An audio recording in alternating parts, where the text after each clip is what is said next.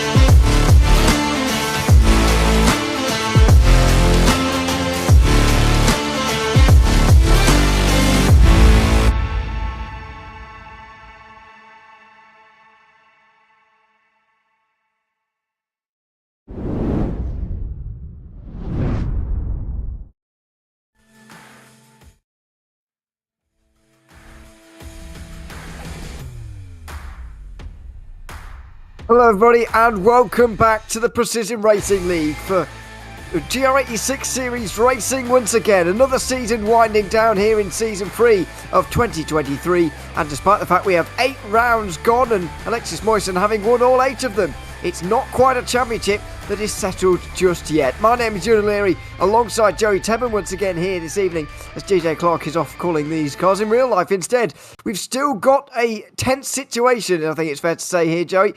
The possibility is that Moysan could lose this championship, but I think that's less of a likely narrative than maybe the one where he breaks the record for winning the most amount of races in a GR86 season in the history of the PRL. Yeah, Alexis Moysen has been building up those numbers all season long. From the start of the season at Road Atlanta, we knew he was going to be a force to be reckoned with, and he has been unbeaten all the way through to round number 8. We looked at last week at the Monza GP without the first chicane, that crazy layout of Monza where you're full throttle for miles on the front stretch. We saw that as the biggest chance for somebody to beat Alexis. Nobody was able to. But we come to Watkins Glen this week with the Cup layout. It's another place. There's a lot of straight lines. There's a lot of full throttle. There's a lot of drafting. This could also be the place where Alexis is finally taken down. We never know, but somebody wants to break the unbeaten streak. Yeah, I have Bonza down, I've got to say, as the one where that might be broken, but he actually put in one of his biggest winning margins of the season so far, which was double the winning margin he had at Lime Rock. A little bit closer at Mid-Ohio the week before that, but yeah, it was the biggest win in a long time for Alexis Moysen. What will it be at Watkins Glen today? We're using the Cup layout, as that suggests, which I'm sure some of you will be familiar with after last night, or well, evening for the rest, or afternoon even for most of you. Yes, it's a return to this layout once again here for us in the GR86 series. These are the standings we were talking about looking forward to this race. Andrew Sharp, the only one with a realistic chance of displacing Alexis Moysen, and even then, he does need a minor miracle in the final round. Graham Wilmer will be fighting with Jeremy Snyder for third, and that's going to be an interesting fight, with the one for fifth looking close as well. Kevin Bergqvist holds it right now over Rafael Franco and then Patrick Reed. Edward Peltz has an outside chance of getting there as well. Nathan Miller and Ian Cabana round out the top 10. Unfortunately, the team standings aren't much closer. Bump Draft to Victory have all but settled that one now as well, with Melbourne Racing in second. Crikey Esports are only just in third ahead of Darkroom. That's the only position that could really change, apart from fifth I suppose as well, with Precision Racing, Esports and Vulture Motorsports only separated by 10 points. Team Huntingdon haven't scored any points for ages in this series anymore. Well, let's go over then to Watkins Glen and take a look at those sponsors who make this broadcast possible once again here this evening. Starting off with Advanced Sim Racing. Owned and operated by passionate sim racers, Advanced Sim Racing designs and builds the sturdiest and most durable aluminium profile racing simulation cockpits available in the market today. All PRL members also get a 5% discount on ASR products using the Precision 5 coupon code. Racebox offers mid and high-end button boxes for sim racing enthusiasts. From the casual gamer up to the most meticulous sim racing driver, competitively priced and carefully handcrafted, our button boxes are an enjoyable addition to any sim racing setup. Visit RaceBoxSimRacing.com and get a 5% discount using the Precision5 coupon code. The Butt Kicker products add an incredible immersion and realism to every game. Feel every nuance and truly put yourself in the driver's seat. Mechasim Hardware is a small company from the Czech Republic, and their goal is to produce high-quality sim racing hardware. If you're looking for a high-end pedal set, handbrake or sequential shifter, visit Mechasim Hardware's eShop right now to get you up to speed. Moradness is a performance lifestyle brand motivated by motorsport and founded by professional race car driver Daniel Morad. For more information, visit moradness.com. And finally, this broadcast also brought to you by Mr. Hedge's iRacing Photography. Capture your finest, proudest, or simply worst moments of your hobby in up to 8K resolution. A great addition to any sim room. Once again, a big thanks for those sponsors for coming on board here this season for RaceSpotTV's coverage of the Precision Racing League going through yet another season. We've been doing this for over a year now, and it's a pleasure to be along once again in this great series. We are just towards the end of qualifying in the GR86 series. We've got LMP3s and GT4s to come from Virginia International Raceway not so long in the future, in about an hour's time, but stay with us for GR86 racing because it is going to be one of those tracks that suits this car quite well, I think, Joey. It's obviously got corners on it, but it's pretty much as close to an oval as you can get on in some ways in a road course. There's a lot of places where you can draft one another. The question's going to be, are these drivers close enough on pace to Alexis Moisan to benefit from his slipstream that he'll be producing on the rest of the field? Well, Ewan, we know that Graham Wildman has a big fan club. They join us in the YouTube chat every single week, and they would have been very, very happy until about 5 minutes ago, because Graham Wildman was actually on pole for the first about 15 minutes of this qualifying session until a few minutes ago. Alexis Moisan finally got a good lap on the board, finally put himself on pole, but now Andrew Sharp is up to the test now to see if he can make it up onto pole. He's had a great draft from Graham Wildman. They're working together here just as they did last week. And now the test is here for Andrew Sharp through the penultimate corner. Whether it's turn 6 or turn 10, there's a big debate whether you ask one driver or another. And then through the final corner, trying to carry as much speed as possible. Make sure you don't touch the wall. Looked like a little bit of a not the best exit in the world out of the final corner for Sharp there, but he crosses the line. And indeed, no improvement even with that draft. I think he left a lot of time on the board through the final corner. Yeah, certainly left it on the table somewhere and gets nowhere closer to Alexis Moisan. And by the way, that is turn 6. I'm not having any of that turn 10 business. Well, the bus stop is technically 4 corners, so it depends on who you ask. Okay. Sorry, well, actually, I thought you meant that those final 2 corners would remain the same whether the boot is included or not, is what I thought you meant, but that wouldn't quite add up either, would it? So I guess that's not the case. But yeah, I mean, depends what you want to say about the bus. Some track maps don't even have the bus stop as a corner name at all. Which is a little bit bizarre, but I take your point for that. Rafael Franco, we're on board with him right now as he bounces over those curbs at the bus stop.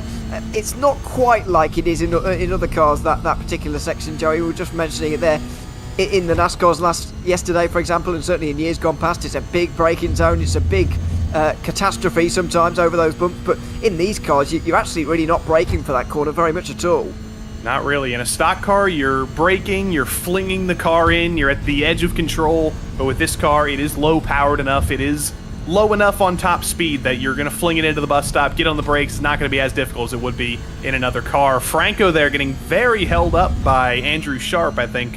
Sharp tried to get out of the way, but definitely it was a distraction to Rafael Franco there. And if he doesn't improve on this lap, I think he's going to be pretty unhappy with his old buddy Andrew there. And indeed, no improvement for Rafael. P6. He's going to get to go around one more time, though. Probably not going to get much draft from the 53 car up ahead of him, but he's still going to go around, see if he can maybe dump Francis Castillo-Romero off of the top 5. I think that would have been an off-track through turn 6 anyway, so I don't think it would have mattered too much, but Andrew Sharp is into the pit lane now, as are most of the drivers. Jeremy Schneider was the latest to improve. He's up to 4th now, and we were referencing him earlier on in his battle with Graham Wildman that we're going to see. I think the key is going to be how close can you stay to Alexis Moisan. There's certainly a group there, Joey, of 5 drivers from Wildman down to Rafael Franco who are relatively close to Moisan, but are they close enough? Is the draft strong enough here at Watkins Glen for them to be in contention for this race win? Is it going to be a tense day for his 9th victory there for Alexis Moisan?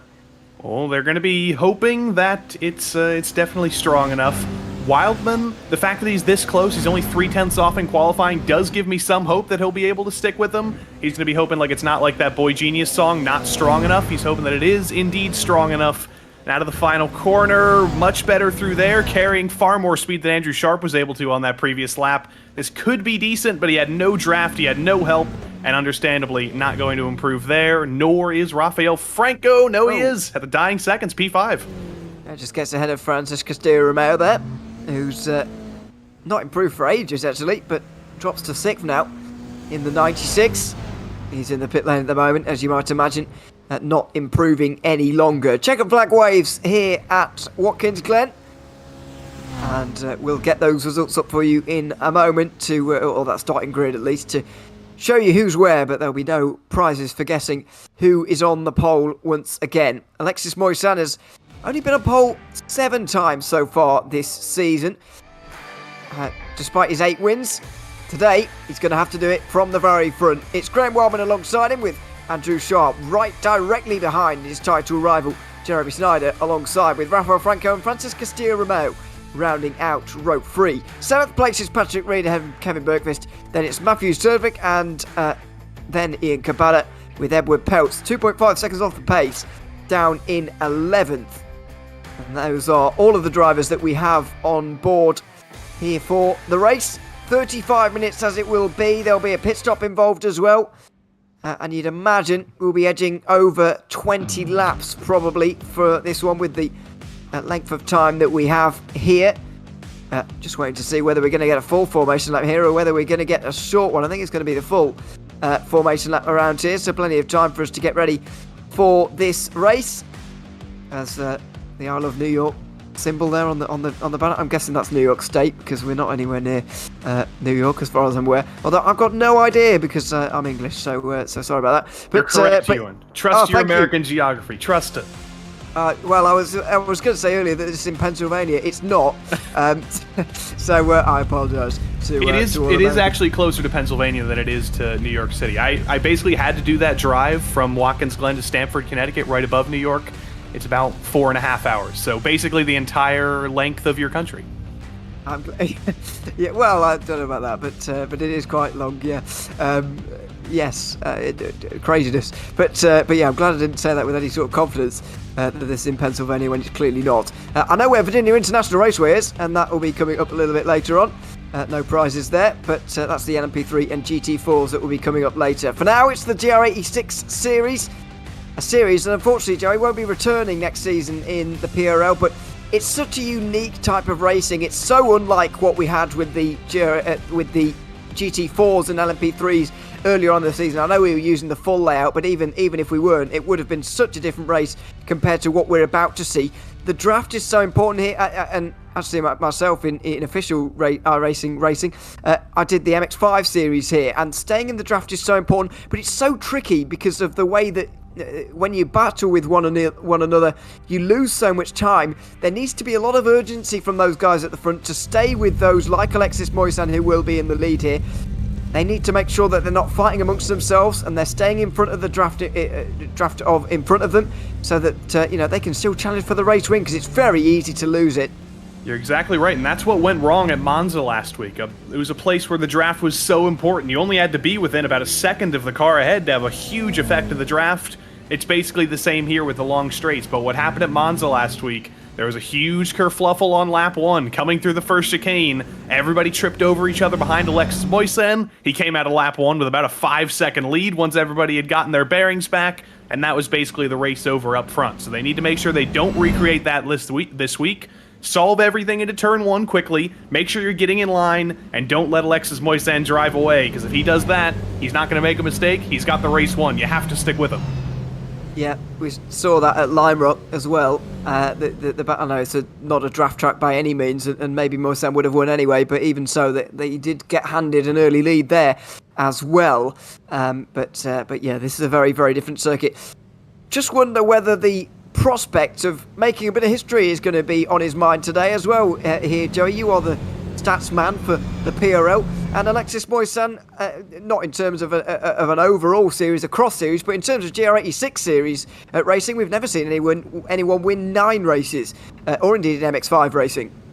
That's absolutely correct. Last season was a very dominant season. If you were here with us on RaceSpot, it was Kevin Sandiego in the MX5s, won 8 out of 10 races. Marlon McMullen won 8 out of 10 races in this GR86. So we've seen lots and lots of dominance, but nobody has been as dominant in this car or on Monday nights as Mr. Alexis Moisan has.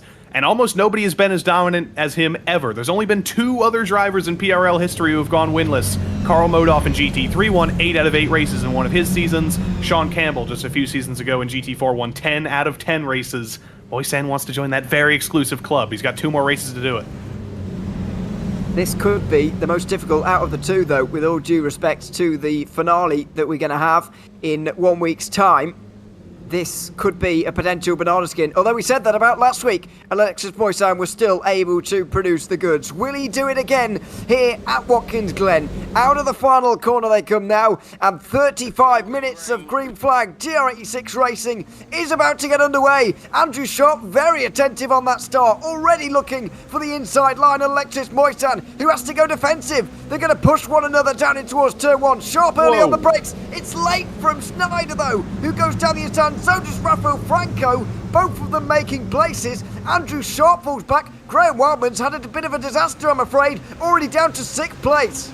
We were almost 5 wide into turn 1 with Patrick Reed taking a peek to the inside. Everybody did resolve things, but at the end of it all, Jeremy Schneider, a huge winner. He's up to 2nd. He's up to the bumper of his teammate, and everybody else is trying to resolve things. Andrew Sharp pulls to the inside of Rafael Franco. He's got to resolve that quickly, because if he runs side by side through the bus stop with Franco, he might as well kiss those bump draft victory cars up front goodbye. He stays back in line. Well, exactly, and guess what the bump draft to victory cars are doing right now? Bumping one another along the back straight. At least on that occasion, Jeremy Schneider was. As Rafael Franco, I fear, may have just dropped out the race entirely. Oh dear. Let's hope not, as Andrew Sharp also pulls out the way there, and this is already a bit of danger in terms of losing the draft. Those 2 teammates will no doubt work together, and if these guys don't get organised in 3rd place, then they're not going to get there. Rafael Franco certainly won't. He looks to be out of the race. Bad luck for Rafael Franco. We talk about equipment failures in real-life racing. We talk about reliability, and unfortunately in sim racing, sometimes we have those same things happen to us. A technical failure, something out of your control gets you out of the race. So bad luck for Franco, but everything keeps heating up front. Wildman wants track position here. He gets to the inside of Francis Castillo into turn 1, and he clears him early. That's very important. He's only a second behind Sharp. He's still definitely within touching distance of sticking with the draft, but he's got to make sure Romero doesn't get back by him. It's so difficult to get that back, though, when you've let the gap grow over a second. It's really difficult to get back on terms again. Francis Castillo Romeo will be really looking to get through as well, and this is not going to help. We could see a great fight for 4th place, but it only means they're not going to be on the podium by the end of the day. Here comes Francis Castillo Romeo down the inside. Wildman won't want to give this one up, but he has to give the room. He'll bounce over that second curb to try and hold the place. He'll end up in the grass through the final part, and now Francis Castillo Romeo will be on the outside for the carousel. That's not quite going to happen for him, I'm afraid, but this is only increasing the margin that they have to make up to those podium places. It's a good fight for 4th, but that's all it will be for 4th if this continues. You're exactly right. Unfortunately, that's basically the kiss of death for the battle for the podium for Graham Wildman. He's going to be fighting with Francis Castillo Romero, or FCR as I'm now going to call him from now on, for 4th place with all of those cars behind. A 2-second gap is, I mean, it's not unbring downable, if that's a word. If Moisan and Schneider run side by side, maybe for one corner, he might have a shot at getting back in. But I have a feeling that Francis behind is going to be aggressive as well. They're going to continue to fight for 4th, and that gap is only going to expand. And it's basically going to be GR86.5 back here. Yeah, and you saw the aggressive weave there from the 53 car, as if to say, stay behind me, please, because he does not want to be fighting with Francis Castillo-Romeo right now, but I don't think he's got any choice in the matter. The 96 looking for those different lines over the top of the hill, and maybe for a nicer run onto the bus stop again. It's almost deja vu again, and a carbon copy of last lap. Now Wildman lifts off a little bit, maybe accepting the fact that the podium is not going to be. He's better off trucking in line and doing the bumping himself. If Francis Castillo-Romeo is not going to help him, maybe he should do it the other way round. They might be thinking about leapfrogging each other right now, but that doesn't really work with the draft in these cars. The draft just isn't that powerful that you can get completely clear of the car in front and clear them and then get into the bus stop and use that momentum. It just slows you down either way when you're flip-flopping like that, so it might be a foregone conclusion back here. They might just need to start going full out and start throwing haymakers at each other for the next 30 minutes, and I think that's probably what they're going to do. We'll see Graham Wildman onto the front stretch here. Does he go for the dive into turn one, or does he put a bump to Francis Castillo-Romeo? Does he push him forward? Looks like he's not going to do anything into turn one, but the real test is going to be down the back stretch to see if he wants to fight right now. Well, it is going to be a telling moment. I think we are going to get a bit of a race settling moment here, though. With nearly 5 minutes gone, we're going to be able to take stock of what we've seen so far and what's likely going to happen for the next 15 minutes of this race, quite possibly the next phase in this race, depending here of course on what Graham Wildman does. Does he bump here or does he go? He's going to bump through the corner as well. A bit brave, but he's alright, and they will do that all the way up the hill as they go towards the bus stop. It's side by side for second there, I think. Schneider and Sharp look to be going at it there, and that's a bit of a surprise. I don't think that was very smart from Andrew Sharp. You can see the gap has expanded just as we were riding on board with Graham Wildman there. You could see them about 500 feet in the distance, and you could see all the time Schneider and Sharp lost just from running side by side for half of the bus stop. They're not out of draft range, so Andrew Sharp can just hang back in line here, let Schneider bring that gap back down. But I don't think that was the smartest move from Sharp. He was not able to get clear of Schneider, and he put them both at very, very high danger of losing the draft. He got away with it that time, but he cannot afford to do that again. He's got to stay in line for as long as possible here. Maybe just think about fuel saving. Think about that pit stop that's going to come in a couple of minutes' time, because trying to jump Schneider, that's going to lose you the fight for the lead. They are treading a very thin line at the moment, a very fine line, with this 0.8 of a second up to Alexis Moisan. That is dangerously close to a gap that's going to see you out of the draft. Now, what does Andrew Sharp do? He even saw him on the brakes at the top of the hill there. He needs to get into the back of Schneider and bump him along, push him along towards his teammate, and he has done that this time. Oh dear, well, has he? He's gone to the outside again. Will that force Schneider to defend? It will, and that's only going to open the gap further. This is bizarre racing, though, from Andrew Sharp. I've got to say, I mean, these guys have been racing these cars for 8-9 weeks at this point. This is round 9 of the championship. You would think that they would understand how important the draft is to these cars. I think he's thinking right now that he's faster than Schneider and he can bring the gap down to Moisan on his own, and he's going to go for the move again into turn 6.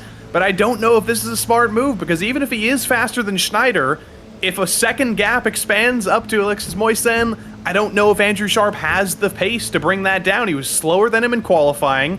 He's got the fastest lap of the race, but he's the only driver with any draft. Now that he's made the move for second, it's going to be a real test to see if he can bring it down to Moisan. If not, he is going to be regretting going for that move. And guess what's going to happen now? Schneider's going to give him a real hard time into the bus stop anyway, so I really don't understand this at all from Andrew Sharp. Should have done exactly... Craig Walmer's had the right idea earlier on behind. Well, I know the situation was different at the start of the battle, but he's got in behind Francis Castillo-Romeo, and he's done the pushing from behind. That's what Sharp should have continued to do from this position. I think he's got slightly fortunate in that Jeremy Snyder's not actually close enough to go for a move at the bus stop, but I get the feeling that if the 67 was close enough, then he would have been giving Sharp a hard time. And, well, the second place man in the championship for me there has gotten away with one, really. And Sharp is within draft range, so they haven't lost the draft, but this is the ultimate test, and it is the ultimate risk of Sharp. No. He goes very wide, but there's Francis Castillo-Romeo off. Well, it was bound to happen. 5-6 drivers all embroiled in a fight further behind for 4th place, and it's all gone wrong, I'm afraid, for Francis Castillo-Romeo.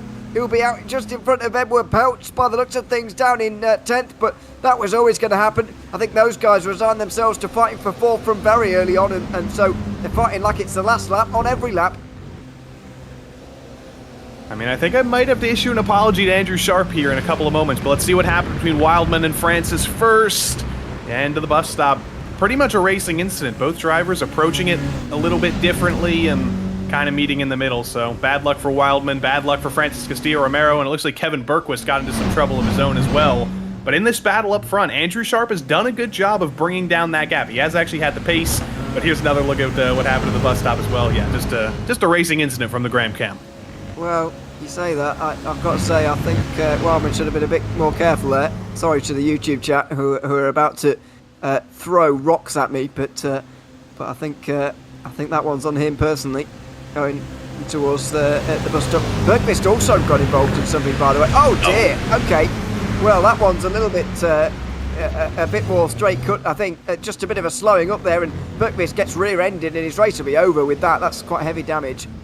That's some bad luck for Bergqvist, a driver who's always clean. He's always bringing cars to the finish, but a little bit of a check up there, a little bit of contact. And that's going to be the end of Mr. Bergqvist's day. But look at this. Andrew Sharp has been able to close that gap up to Alexis Moisan. We've been proven wrong, Ewan. I do have to apologize to Andrew Sharp. I did not expect him to have the pace to bring this down. But whether it's because Moisan is fuel saving or whether it's because Andrew Sharp just has the pace, he has made this move. It was calculated, and the risk is paid off because he has closed that down. Now he's actually got to make the move, though.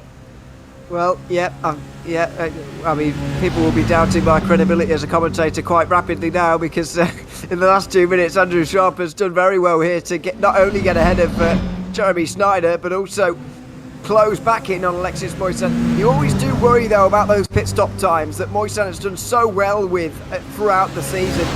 Has he just been playing this game where he is going to be able to save that bit of fuel, and he is going to have that shorter pit stop time, and he's going to come out in front of a slipstream range anyway? Is Andrew Sharp going to try and forego that situation entirely? He might well do. Moisan maybe didn't think he would go for that, but Sharp certainly has, and the two rivals are side by side. The championship leader lifts off and just tucks in behind to second. Alexis is driving very, very savvily, though. You saw him lift very, very early into the bus stop to the point where Sharp was clear of him before the curb even came. Moisan is absolutely saving fuel right now. He was saving fuel from the lead of the race, and now he has the ability to save fuel in the draft of Andrew Sharp. Andrew might have the track position right now. It's a good position to be in. If you want to feel like the race leader, you want to feel like you're beating Alexis, but you do have to think right now that Alexis is thinking about fuel, and he's thinking about jumping him in the pit stop, but he's trying to get it on track as well to the outside into the final corner. That's not going to work, though. No, I do like this from Andrew Sharp. Creates chaos by defending unnecessarily into high-speed corners is exactly what we like to see. Well, maybe not everyone. Alexis Moisan not enjoying this very much, but no, not lifting off that much, was he, on the way in towards turn one? Just wonder what Andrew Sharp's doing in terms of lifting off. But yeah, I don't mind this at all. Just Andrew Sharp effectively, for my money here, Joey, just trying to affect as much chaos as he possibly can onto Alexis Moisan. Maybe he feels that's the best way to try and win this race. I mean, that's been the way you need to beat him all season. Nobody's been able to do it yet. Nobody's really been able to take away that track position for a long period of time. But now somebody's finally done it, and Alexis Moisan has to drive on offense instead of defense for the first time in a long while. Again there, you saw through the bus stop, lifted off early, saved a little bit of fuel, stayed in line. Alexis Moisan is thinking strategy right now, because those pit stops are coming soon. Halfway in the race is only about 5-6 minutes away. And as Andrew Sharp is feeling the pressure of the guy who's won every single race this season, that guy who's won every single race this season is thinking strategy right now. And that is a dangerous combination. These three are not driving to the maximum speed at all at the moment. The run on the way up towards the bus stop was comically slow almost. Their best laps are in the mid-23s, by the way. I'll be very interested to see what their lap times are here. I wouldn't be surprised if they're in the high 24s, maybe even 25s, with the way that they've been lifting off, especially down the straights. We'll get that as they go over the line in a couple of moments' time. Oh no, they're in the 24s. They're doing all right actually, but on the straight, especially there, Andrew Sharp certainly wasn't up to full speed, even though he was on the front. I don't think he was on full throttle for very long there at all. Graham Wildman, for example, gained 3 or 4 attempts just on that back straight, and I wonder what's going to happen this time with the gap at nearly 5.8 at this moment. What is the gap going to be by the bus stop chicane? probably going to be a little bit... And you can see Greg Wellman's in no draft at all here, Joey, and he's gaining time on the 3 leaders who are in the draft, which suggests to me there's a lot of lifting going on up here. There is a lot of lifting going on. A lot of that comes from Jeremy Schneider, third in line. He doesn't really have anywhere to go. There's basically a wall of cars in front of him, so he's just riding in line, saving the most fuel. And that could be interesting once the pit stop comes around. Could Jeremy Schneider actually be in the best position of all 3 of these drivers? He hasn't led a single lap in this race. He's either been second behind his teammate or third behind his teammate. And that could be a very, very strong position for Jeremy Schneider. He sees those 2 fighting in front of him, but he might be thinking... I've been thinking harder than both of you, and once the strategery rolls around, I could be the show up, or I could jump everybody, but still lots of time to go until we see that happen. And yeah, they're just continuing to ride in line. But Wildman's in. Wildman's the first driver to come down. Well, yeah, this I don't mind this at all. Graham Wildman, just deciding to throw things off a little bit by pitting before the halfway mark and quite a few minutes beforehand as well. So, doesn't want any of those games from those up front, or indeed these guys who are now fighting for 4th, but wants his own free pit lane, and that's exactly what he's got for his pit stop. We'll see where he comes out in relation to these guys by the end of it. It would be a surprise to see him in amongst these guys, in all honesty, by the end of the stops, but you never know by the end of the race, the way this race is going. If this battle continues on for 20 minutes, then goodness knows what we're going to see. Andrew Sharp still leads, and by the way, he does have the fastest lap as well, which will be important for points.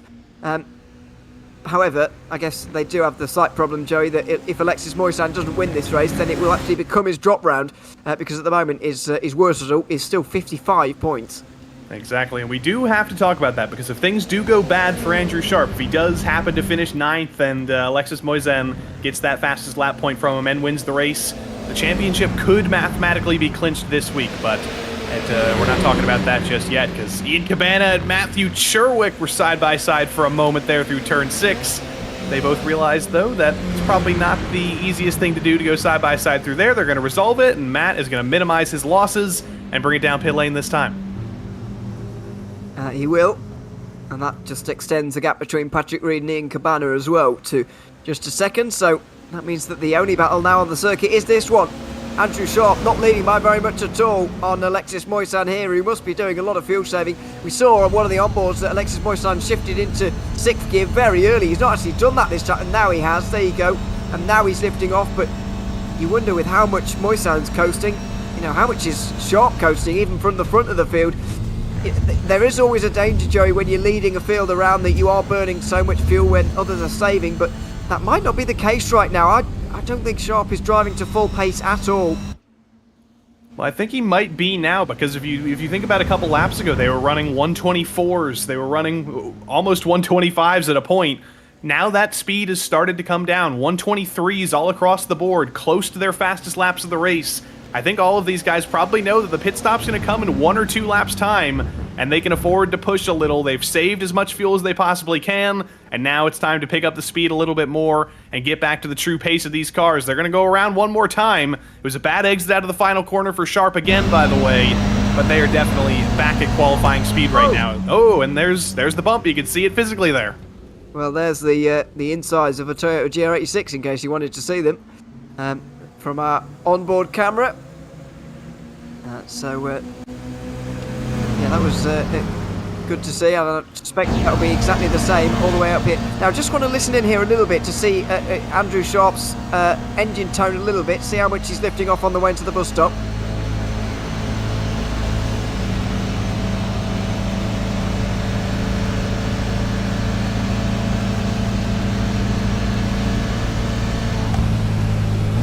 Well, we said earlier, Joey, that it's not much of a braking zone up there in towards the bus stop, and that certainly reflects that. But do you suggest any feathering of the throttle there, or not really?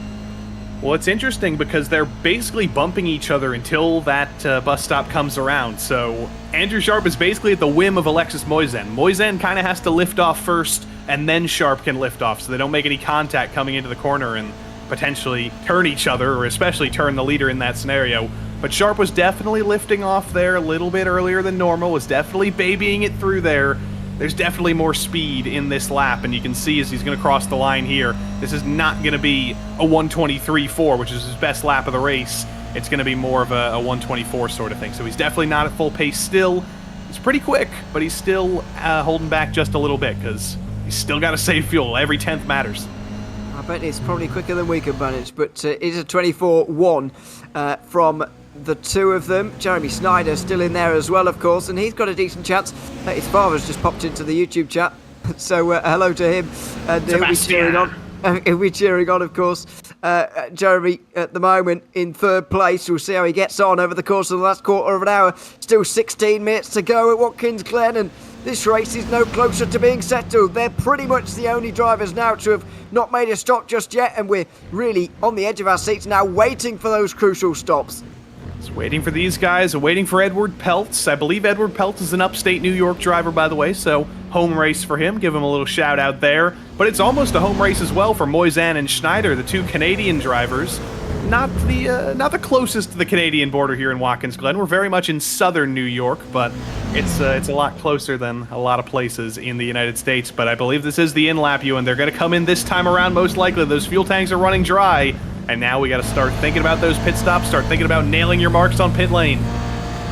Let's see, final corner. Oh, it's taken all right. Wow. And is he just planting the seed, Andrew Sharp, that maybe... Oh, and saw how much neither of them want to lead right now. This is remarkable. Andrew Sharp pulls to the right-hand side and he pulls in behind Moisan and Snyder. Well, this is one of the biggest games of cat and mouse I think I've ever seen in a motor race. This is absolutely fantastic. Alexis Moisan now leads the race. Jeremy Snyder second. Andrew Sharp third. And none of them want to lead this race. That was weird because it did almost look like Andrew Sharp was going to come down pit lane very, very late. There was no chance of that happening, but Schneider and Sharp, the two teammates, they've gone insane. They're thinking about going side by side. Schneider does get the good thoughts back in his head, though, and backs out of that, gets back in line. But I don't know if the loss of track position is going to be worth it for Andrew Sharp. We'll see once the pit stop rolls around, because that was either some Galaxy Brain strategy or that was some 2021 Jeddah F1 shenanigans there. We'll see which one it is. That's exactly what it was, but we'll see if it pays off or not, whether he's on the right side of that conundrum or not. I think if he comes out to lead here in about 5 minutes' time, and he's got a bit of a gap, then he'll look like the hero, but if he's off the back by a second or two, I think he'll look a bit of a villain here, Andrew Sharp. But let's see, through the final couple of corners again, are there going to be pit callers this time?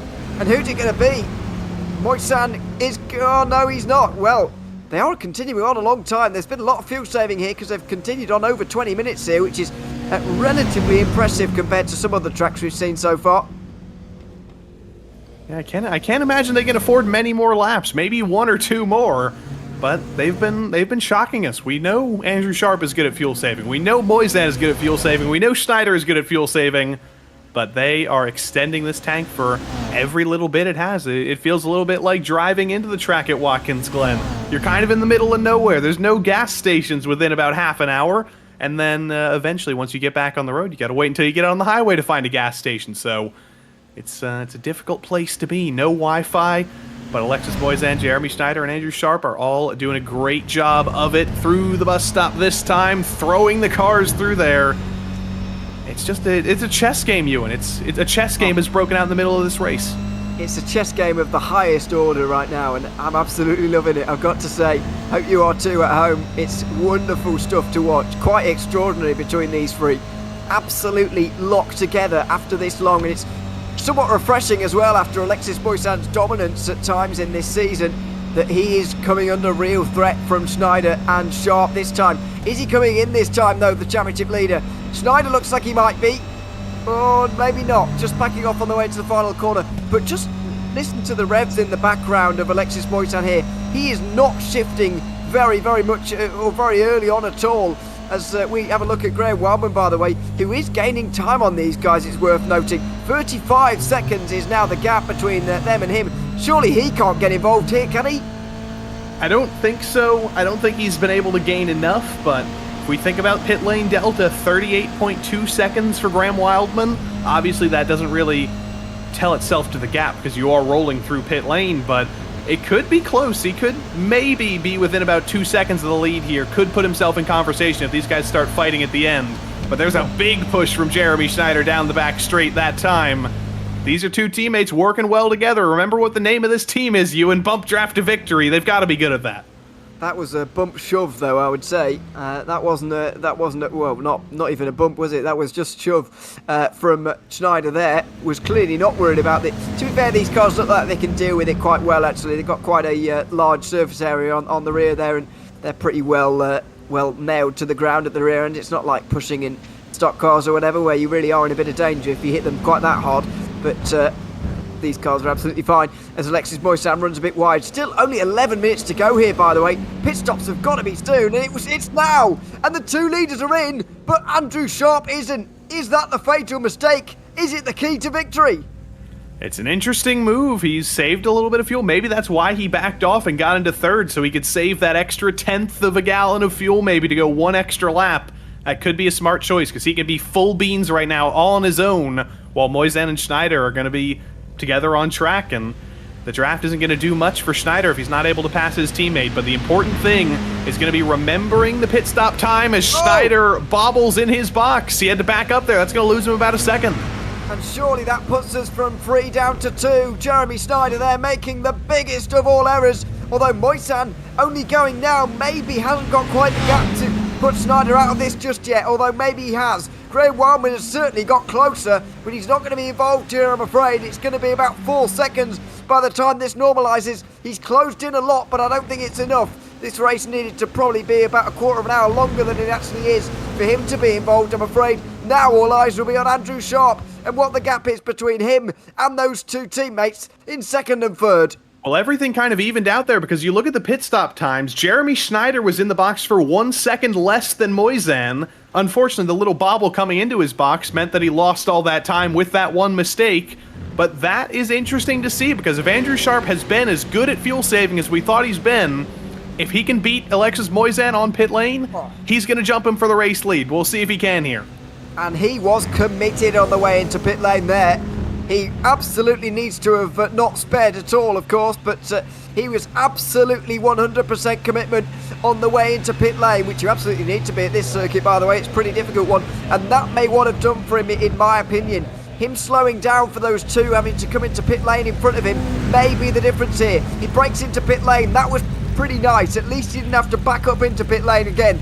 And now the timer ticks. How long is it going to be for Andrew Sharp in pit lane? He's going after 9 seconds. This could be his. Andrew Sharp is on his way out at the moment, and it could be for him at the moment. On the way out, it's going to be neck and neck. We've got a race on our hands right now. You have to slot back in. Oh, there he is. Third place. It's going to be Moisan leading, and they're going to be in the same order they were on the way into pit lane. A little bit anticlimactic in terms of the order right now, but critically, everybody is still within that draft range. And for the next 8 minutes, nobody is going to be thinking about fuel saving. Nobody's going to be thinking about strategy. They're all going to be thinking about making passes and getting track position. Even if you're Jeremy Schneider or Alexis Moisan's teammate, you're going to be going for the move. You're going to be going for the race lead. Everything is about to kick off here. We might see a replica of what we saw early on with Andrew Sharp trying to get by Schneider and then chasing down Moisan after that. And it almost did immediately there for Jeremy Schneider, who got things all wrong into the bus stop. Speaking of which, this was the fight further behind between Patrick, or is the fight further behind between Patrick Reed and Ian Cabana. That's for 5th place in the standings. And by the way, Francis Castillo-Romeo is now out of the race, not sure why, but he's down in 9th and out, and Kevin Berkvist has re-emerged again to take another couple of points there and to take some or another position as he looks to try and hold on to 5th place. That charge is going to take a bit of a hit to Patrick Reed today, you would imagine, as we see the leaders. 7.5 minutes to go, which probably means 6 laps. It's a long way around here, and at the moment Andrew Sharp has got an obstacle in the form of Jeremy Schneider. Is that pass for 2nd place going to ruin his chance of winning? Got a replay of Francis Castillo-Romero here into turn 1. Pretty straightforward, but then loses the rear on turn in. Little bit too much speed, loops it around, backs it into the tire wall. Not race-ending damage, but I think at that point Francis has kind of had enough. He'd had some bad luck. He was out of the fight for the win. And it was a case of, you know what, I've had enough here. I think it's time for me to go. I'll be back next week. And hopefully he will be for the final round, which of course will be the final round of GR86 racing in the PRL as well, as it won't be returning for the final season of 2023. Unfortunately, because he's put on a great show here. I mean, this is the closest we've come to an end of a race now, Joey. Just over 5 minutes to go. And normally at this stage, we're singing Alexis Poissan's praises, but at the moment, he's got a battle on his hands, and most of that's coming from Andrew Sharp. His teammates there, of course, but at the moment, Sharp wants this place. Although, is that the moment that he loses it all? Snyder gets to the inside of the final turn. The gap's 8 tenths to the leader, and those two have just given Alexis Poissan a gap that he might well run with. Once again, not sure if going for the move there was the opportune place, but Andrew Sharp has to stay in line here. Give Jeremy Schneider the biggest push in the world coming up the hill. There was a little bit of a mistake out of Moisan through turn 1. That's going to help them a lot. Andrew Sharp cannot be selfish right now. He needs to think about catching the leader. He needs to push Jeremy Schneider down the backstretch here and wait for another lap to make this move, because he needs to get back in that drafting distance. They're doing a great job of doing that right now. They survived one mistake, but Andrew Sharp's going to keep that in the brain bank and think, maybe turn 6 isn't the place to go for the move. And also, he needs to wait a lap or two here, because he can't afford to go for a move like that with a 6th-10th gap to Alexis Moisan, who even at this stage may well just run with a gap like that and stay away with it. 5.5 minutes remaining here at Watkins Glen. It's wide from Schneider, and you can see why Sharp wants to go for this at turn 6, because he is stronger on the way out of the carousel, and he is close enough, but he needs to think about these ones a little bit more than that. He will look at the inside again, and he is strong on the way into there, but he can't afford to go for the move. 3/4 of a second is the gap to Moisan. He needs to wait at least a lap or two before going for this move again for second place. They made up about a 10th there, but it was a bad exit from Schneider. Again, that gap is getting dangerously close to a full second, and Andrew Sharp says, I've had enough here, Jeremy. You're not quick enough to catch Moisan. I need to get this track position to do so. He's going to get to the inside into turn 1. It's going to work out for him. He's going to be clear of Schneider, but that gap to Moisan now 1.1 seconds. He's out of draft range. He needs a push from Jeremy Schneider or it's all over. And is Schneider going to push Sharp towards his teammate here? Or is he going to go for a fight in towards the bus stop chicane? This is the crucial moment in this race. What does Schneider do? He stays in line for the moment. He hasn't got a choice for now. He's going to push. And Sharp is going to receive that on the way in towards the bus stop. Schneider obliges. But is that gap over a second for good now? Moisan needs to be caught. There's only 4 minutes to do it. Andrew Sharp believes he's the man to do it. And he might just be. 0.8 of a second as they go through the carousel. It was a fantastic run through the bus stop for Andrew Sharp. Made up almost 0.3 on Alexis Moisan, and that has brought him back within draft range. It has been a fantastic lap here for Andrew Sharp, and it's kind of justifying how aggressive he's been. That gap may expand up to Alexis Moisan when he makes moves like that, but he knows right now that he is quick enough to catch Moisan. He is quick enough to beat him, and now he's within touching distance with 2 laps to go at the line.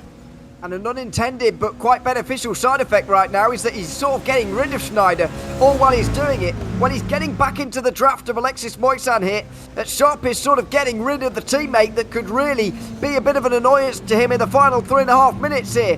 3 laps to go, by the way, for these drivers. Sharp has got to try and get that little bit closer to Moisan. It's not going to happen from this distance, and he knows that. He's going to need another couple of laps. I think he'll need all 3 of the final laps, in fact, to close this gap in any further, because realistically, he hasn't got the assistance of Schneider anymore. Now, he's going to get about a 10th here with how far back he is down the back stretch. The fastest place on the track for Andrew Sharp is through the bus stop. He is 100% better than Moisan through there. We'll see it again here. He throws the car in and makes up 1/10, maybe even 2/10 on exit on Alexis Moisan. He's a 10th closer than he was in the previous lap, and as you get closer and closer, the draft only gets stronger and stronger. But it is a ticking clock, and it is ticking very, very short right now. It's going to be 2 laps to go at the line, and Andrew Sharp needs a good exit out of the final corner here. And at the moment, he's not been quite getting it. The final 2 corners have been where Alexis Moisan has just restored some of the advantage that he held earlier on. Just over half a second now, the gap. These two are at the absolute top of their game, by the way, in this race. Oh, and Moisan gets into the wall. He tried to give it everything through that final turn, and now he gives a wiggle of the wheel. Is everything okay with the car? I think that's the least of his worries right now. 2 minutes to go. Andrew Sharp says the best lap of the race. He's got his leader in sight. Now is he going to go for it on the penultimate lap? He's going to have to go for it. He is within touching distance, and this is the closest he's been. Moisen probably not nursing the most damage from that contact, but Sharp knows he's down on straight line speed, goes for a move through the S's up the hill. They're side by side, and this is fantastic for Jeremy Schneider because there's no draft when you're side by side. There's only slowing each other down. You don't see this very often, side by side over the top of the hill. May just have given Andrew Sharp the lead. Moisan will stay alongside with him on the way into the bus stop chicane because he has to. He dives down the inside. He sends it into the first part, and Sharp lets him have it for now. But he's got the predicament of Jeremy Schneider closing in again. He'll be the one in the middle, the filling of the sandwich for now on the final lap. This is going to be an absolute barnstormer at the end here, with Alexis Moisan defending all the way. Sharp's even going to give him a hard time into the final 2 corners. He's going to try and go around the outside here in turn 6. That is not an easy thing to do, but he's there. He's got the car all the way alongside. Goes up over the curb. He's going to lose that advantage to the inside. He's later on the brakes through the final corner, though. Little bit of argy-bargy on the exit. They're going to be side by side. He gets back in the draft down the front stretch. White flag. And here comes Jeremy Schneider as well. Will he get involved? That could have been a 3-wide moment there as Moisan defends. He makes sure that Sharp is in his place for now. But will he be there by the end of the next lap? It's the final lap of this race, round 9 of the GR86 series in the Precision Racing League. And Moisan wants to keep his 100% record. This is the biggest challenge he's had to any race win all season long, and Andrew Sharp is giving him that challenge right now. Up over the top of the hill they go, in towards the crucial bus stop. It's back straight, it's going to have to be for Andrew Sharp. He's going to have to send it, unlike last lap where he just backed off. He's got his nose in front this time though. He's on the outside into towards the first part of the chicane, and he's done it. What a fantastic move. He's over the grass, he's on sideways, he's everywhere. And Moisan goes around the outside to get back into the lead again, searching for his 9th victory out of 9. And Jeremy Schneider wants to deny him that as well. Sharp will look to the inside for the penultimate turn. Moisan cuts across. Oh, there's contact with the teammates. And now they're almost free wide. There's more contact as Schneider goes for it. Sharp sends it round the outside. They're all over the tarmac on the outside of the road. And Alexis Moisan will be pushed by his teammate through to victory. It's Alexis Moisan with 9 out of 9 and his biggest victory so far, his closest margin, and a 10 out of 10 performance from him. What a drive, what a race. Moisan beats Schneider and Sharp to the line. Andrew Sharp is going to be kicking himself. That one mistake, he had it cleared over Alexis Moisan into the bus stop, and just that one mistake into the grass, that is what lost him that race. Great run for Patrick Reed in the top 5. A couple more drivers coming across the line here. But put that one in the highlight books, Ewan. Best finish we've had in this series all season. And somehow, Alexis Moisan wins again. I don't know how he keeps getting away with it. As I said, 9 out of 9 for race wins, but 10 out of 10 for the performance on that. Wonderful defence from Alexis Moisan. And Jeremy Schneider picks up a 1-2, by the way, for the team. And what a role he had there. There was a bit of contact with him and Andrew Sharp, but nothing that either of them will begrudge one another, I don't think. It was all fair in the end. But Andrew Sharp will feel as if the world is not quite so fair for him right now. This is the moment. So Moisan pulls to the racing line. That gets Sharp to the inside, and then Sharp tries to go to the outside with Schneider already there. And then there's a little bit more contact on the way into the the penultimate corner, which was all fine as well. And in the end, Sharp just gave it absolutely everything in the penultimate turn and couldn't quite get there. Moisan holds on to the win. I mean, nothing wrong with that in the end, really. I know there was contact, but it was just hard racing. Yeah, and there were so many little things that could have gone differently there in that final lap. If Schneider and Sharp didn't make contact down the back stretch, if Sharp didn't miss the bus stop, if Moisan made one more bobble, it all could have changed. But the way it happened, Moisan still unbeaten. He is just ahead of Jeremy Schneider and Andrew Sharp on this occasion, with Graham Wildman and Patrick Reed running up the top 5. Ian Cabana just missed out there, with Matthew Servick somehow managing to completely eliminate our thoughts for that one. That was at 7th place for him. Edward Peltz finished in 8th as Kevin Berkowitz 9th, 9 laps down. I think he actually did cross the line in the end, but was many laps down. Francis Castillo-Romeo and also Rafael Franco retired very early on from that one. Well, what a race we've seen there. Best race of this season. One of the best races we've seen in GR86 racing altogether. What a fantastic drive from Alexis Moisan there, who beats Jeremy Snyder and also Andrew Sharp to the victory. We can bring in Sharp now for a bit of a chat after that one. I mean, what a race, Andrew, from our perspective. We absolutely love watching it up here. Just describe that final lap from your perspective. You tried and tried again to get that win. Wow. I'm at a loss for words. That was some of the most crazy racing, and I just had to send through the bus stop there. I'm glad I was able to hold on to it and not collect them. And then at the end there, just trying to get the gap there, cut a little bit of Jeremy. Glad I didn't take him out there either, but just trying everything to get there. And it just wasn't quite enough, but it was a ton of fun. That was just crazy. I mean, there were so many moments in that where you could have won it, you could have lost it. There were moments where it really could have been worse and you could have been off in the wall somewhere. There were moments when you really could have won that race. I mean, looking back on the last lap, I know it only happened like 2 minutes ago, but is there anything that you wish or say that, if I'd have done this, then maybe I'd have won? I guess it's difficult to say. I mean, maybe holding off on the bus stop and waiting to get him. I was getting some good runs towards those last 2 corners, so I don't know. It's tricky looking back at it. I think I tried everything and it just wasn't enough again. So wow. Props to Alexis and Jeremy. I mean, that was just wild up front. It was a lot of fun. Yeah, it was such good racing, I've got to say. And what about Jeremy Snyder as well in there? I mean, obviously you were alone there against 2 teammates, which is always difficult. What role did you think he was going to have going on to that last lap? Because when you're sandwiched between 2 teammates in that situation, I always think that it's an almost impossible task for you. Were you worried that maybe if you'd hung back through the bus stop, maybe Snyder would have gone for a move on you, and then it would have been even worse? Yeah, I think that was my consideration for why I just had to send it. Because if I lift there, then Jeremy gets me, and then there's no chance. So it was definitely tricky having the 2 teammates. I was glad I was able to save an extra lap of fuel to try and close some sort of gap and have some little bit fresher tires there. I was like pulling in with 0.0, so we were playing a little bit of like a fuel game that was kind of interesting. So just a lot going on there, and unfortunately just didn't work out. But good to know that I can at least get close to and lead a little bit with Alexis.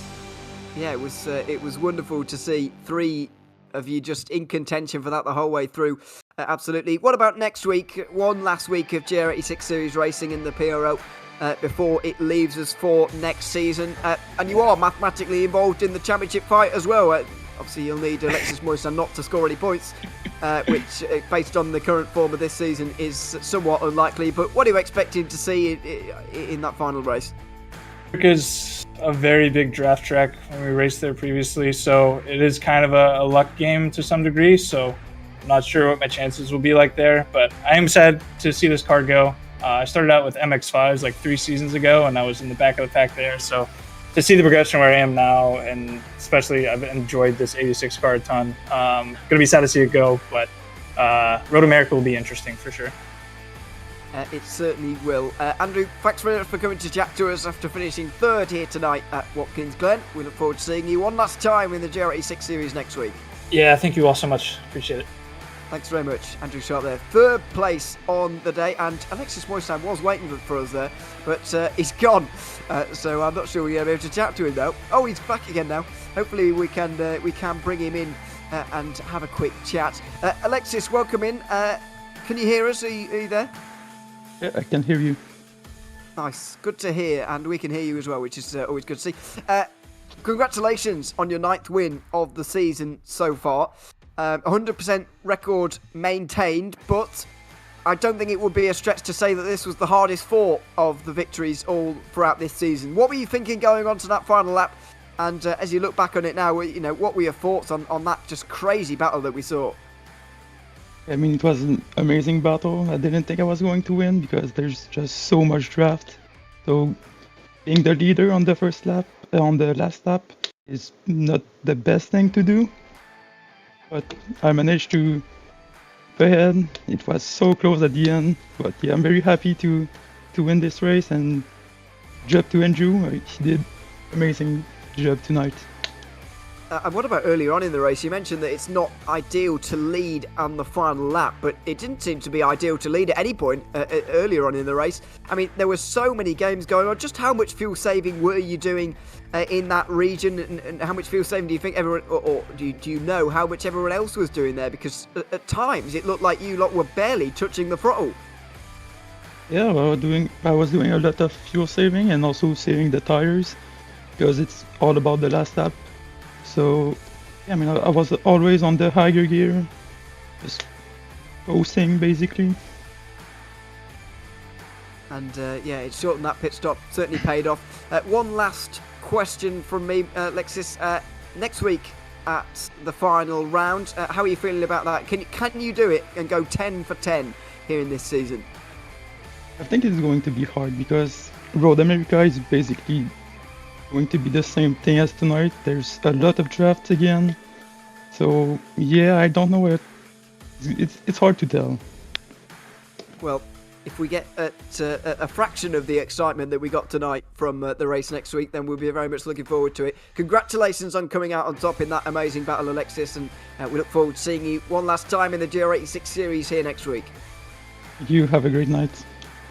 Thanks very much, Alexis Moisan there. Winner here at Watkins Glen. And just quickly, Joey, what a drive from him. I mean, that battle was the best we've seen all season. People's prospects for Road America must be pretty good, because both Andrew and Alexis saying that it might be a bit of a similar race. It definitely will be. You've got 3 long straights at Road America, with the front stretch, with the middle stretch, as we call it, down to turn 5, and the back stretch into Canada Corner. Lots of places to stick in the draft, lots of places to save fuel, and most importantly, lots of places to overtake. There's no better way to end this season than the 2 finest American racetracks, Watkins Glen and Road America. We got another one of the finest American road racing tracks as well, Ewan, coming up. VIR and the LMP3s and GT4s. It's been a great American tour to end these 2 seasons. It certainly has. There's Road America, 8:30 ET here next week, same time, same place. For you once again. But here is Virginia International Raceway. I'm sure you'll agree, Joey, it's my greatest racetrack in terms of driving.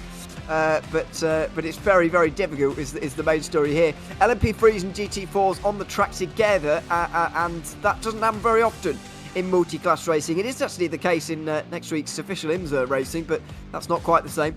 And it was noted as well in the pre-race briefing that it should be noted that these cars don't often go toe-to-toe on this circuit very often, so we'll see how it pans out, but it's going to be a race of attrition, that is for sure, because every race at the Virginia International Raceway is. This is the schedule that we've been on so far. We've got a couple of new ones towards the end. Willow Springs last week and Aragon next week. It's an interesting place to have what is shaping up to be, Joey, quite an interesting finale.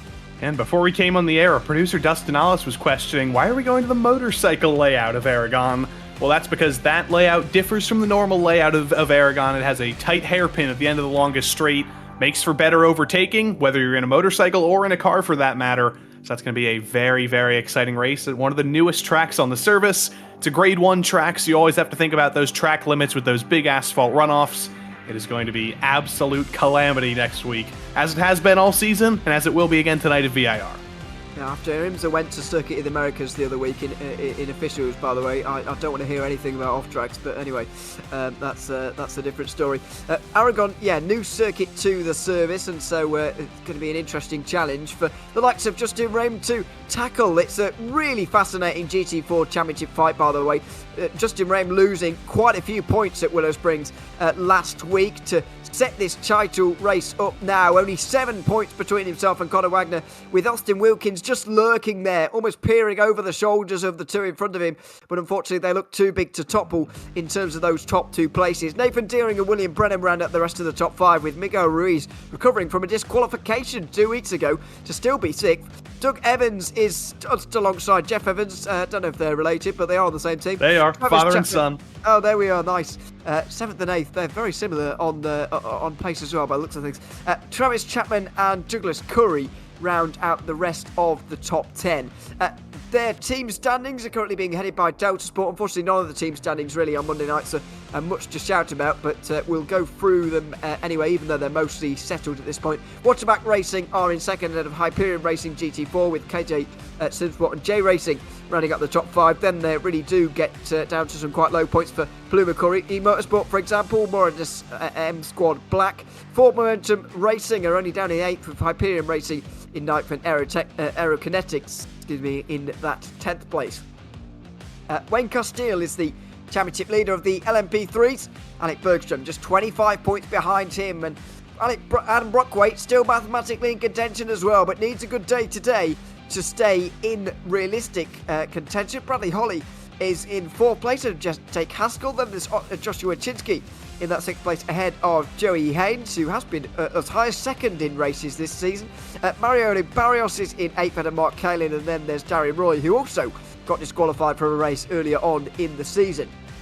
In the team standings, it's a similar story here. 199 points the advantage for Moradis M Squad Purple. Their lead over Waterback Racing has never really been in doubt. Evolve Simsports in 3rd ahead of Broken UI Racing and Walking Post Racing. Speaking of Broken UI, don't know who's in 6th. Precision Racing Esports are in 7th, and then ST Esport in 8th. Wyatt Simsport and Vulture Motorsports to round out the top 10 in the LMP3 team standings. And with all that said and done, there's only 3 or 4 minutes until we get our race. 4.5 minutes to be exact, and there's just over a couple of hundredths of a second between the top 2 in these standings right now. It's Wayne Castile and Adam Brockway, 1 and 2 in the LMP3s, in what's a very, very difficult circuit to get to grips with in these cars. There are certain sections, I'd imagine, Joey, where this LMP3 will be absolutely loving life, with the high-speed S's at 7, 8, 9 and 10, South Bend as well, of course, on the run towards Oak Tree. But some of these earlier corners, the lower speed ones where you're relying on the mechanical grip, the grass is so close to you, some of these sections will be very, very difficult for an LMP3. Yeah, especially right here. This is difficult in any car. The Oak Tree section of the track, unfortunately, there is no more Oak Tree there anymore. I've always said, Ewan, we need to go out to that corner and have a handful of acorns. We're going to stick them into the ground after hours, and we're going to plant a new Oak Tree there. Because you can't have an Oak Tree corner without an Oak Tree. It's not allowed. But do you need a handful of acorns for an oak tree? One oak tree? Or would I mean, give them a couple chances. Give it some survival of the fittest. Okay, well, it's only going to take a couple of 100 years, but we'll get there. Back to... by the way, it wasn't cut down, of course, which was always my fear, actually, about 10 years ago, that modern safety would just cut it down, but unfortunately, God did that instead with a lightning strike, so that was a bit sad. Ironic that it wasn't strong as an oak. It's like what Watsky rapped about. Everything is A-OK because I'm strong as an O-A-K. But it wasn't. It was not strong. Maybe it was a birch in disguise. Some more American culture that's a mystery on a Monday night. But I've never heard that in my life. But there we are. Wayne Castile there, I think, did just go a little bit quicker, actually. He did. With a 141.4 there. So that was an impressive lap time for him as well. We were talking about oak trees. Justin Rame is leading in GT4 as well, and looking at the standings right now, Jerry, I would say that this is worrying for Conor Wagner, who needs to, at the very least, finish only 1 position behind Rame today, if not beat him, really. Yeah, he needs to bring that gap down. It's interesting in this series because the 2 dominant drivers, Justin Riem and Conor Wagner, do not drive the same car. Justin Riem has been repping this Porsche all season long. Conor Wagner and basically the rest of the field in GT4 has been driving that Mercedes-AMG GT4. So Justin still making do with the Porsche. He's making some very, very good speed all season long, but this is still not the ideal car. The Mercedes is the favored car in GT4, just not favored by Justin Riem, though. He's going to bring it across the line now. 153.6 to beat his own time. Can he dunk on the field and do that? Yes, he can. He puts 3 more tenths on John Duong in second. Great lap from Justin Riem. Goodness me. 5 tenths of a second on the rest of the field, and over a second on his closest championship rivals as well, of Austin Wilkins and Conor Wagner, who are 5th and 6th respectively. By the way, Justin Riem does hold the all-time wins for GT4 racing in the PRL. That goes over multiple iterations of this championship. It's gone from GT4 only to multi-class, which we have these days now. Justin Riem has won 14 races over the course of at the time, and he's won at least one race in each of the last 4 seasons, so that's a year of GT4 dominance for Justin Rame in the PRL. As we look at Andrew Hartman now, looking to chase down Wayne Castile, who's won 5 of his own this season in the LMP3s. 3/4 of a second back for the 111 at the moment, as Evolve Simsports continue to try and get anywhere near the leading squad of the LMP3s. There's of course the Moranus M Squad purple team that's headed by Wayne Castile. Got some fantastic liveries in LMP3 this season. We've got the familiar purple of that Moradness M Squad paint scheme, and then these Evolve Simsport cars, they always look good. Whether it's the black and sort of the alligator green, or whether it's the white and the green, they always look amazing. They're always easily differentiable, and whether it's Andrew Hardman or Joey Haynes or a few others, Andrew Waring in the past couple of seasons, Ozzy Milwain, these are always easy to pick out from the pack, and they're always up front one way or another. And Andrew Hardman crosses the line, finds a little bit of time, not enough to put it on the front row with those 2 Moradness drivers, though. He timed it to perfection before the session ran out, but couldn't quite get there for pole, so he will start from the inside of the second row instead. But that may not be such a bad omen with the length of turn 1 in terms of a corner. Maybe he could slip into second. Wayne Castile will be starting from the front though, and he will have control over Adam Brockway on the front row. Andrew Hartman will be alongside Joey Haynes in all of Evolve Simsports row 2, with Marion Barrios and Joshua Chinsky sharing row 3. Ozzy Milwain and Eric Harmon will be on row 4 ahead of Mark Kanan and Bradley Holly, who round out the top 10, with Pat Pelchap setting no time in that session. Hopefully he will be starting the race. Justin Rame will start from the front in GT4 with John Duong alongside Floyd Kerr and Turner Scroll on the second row. Already a second back there for Stroll. Then it's Austin Wilkins and Conor Wagner, who really need a big race here to jump up from row 3. Miguel Ruiz and Aaron Create are on row 4 ahead of William Brennan and Jeff Evans. Then Jared DePlue and Doug Evans on row 6. Jeffrey Seabock is the second of the Porsches, second only to Justin Rame, of course, with Douglas Curry definitely the first and only of the BMWs. Nicholas Schwartz and Matt Brewer both didn't set times, neither did Will Jennings at the end of that session. For the first round at Watkins Glen, Joey, we had an absolutely humongous entry for the LMP3 GT4 series. That's gone down a little bit now to just below 30, but that might be a good thing at this circuit. Yeah, it's understandable. It's late in the season. It's VIR, which is known to be a very, very difficult track, requires a lot of practice, but still a solid field here. And I've been doing some math while you were reading through the grid, Ewan. LMP3s are about 12 seconds faster than GT4s around here. That means that every 8 laps, they're going to reach traffic in an ideal world. That's about every 13 minutes. So theoretically, it should be 3 times in this race that we run into GT4 traffic with the LMP3s. But we know that with incidents and with all sorts of stuff, they're going to be running into traffic a little bit more often than that as well.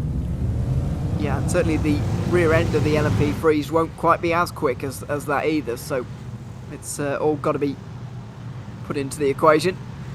So they make their way out of pit lane towards turn 1 for the formation lap.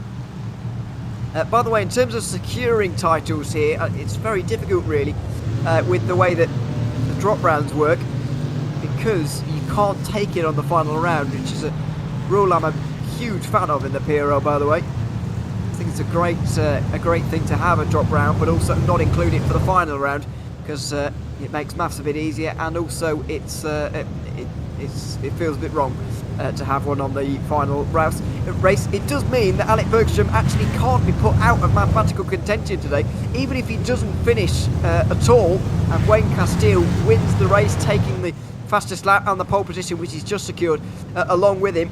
He'd still only be 49 points ahead, which still wouldn't be enough. So we are going to have a title finale, but to make this interesting, Alec Bergstrom desperately needs to finish ahead of Wayne Castile. He does. He needs to show up next week for Aragon. He needs to get all the practice he can and hope that maybe for the first time this season, Wayne Castile ends with race-ending damage very early on in the race.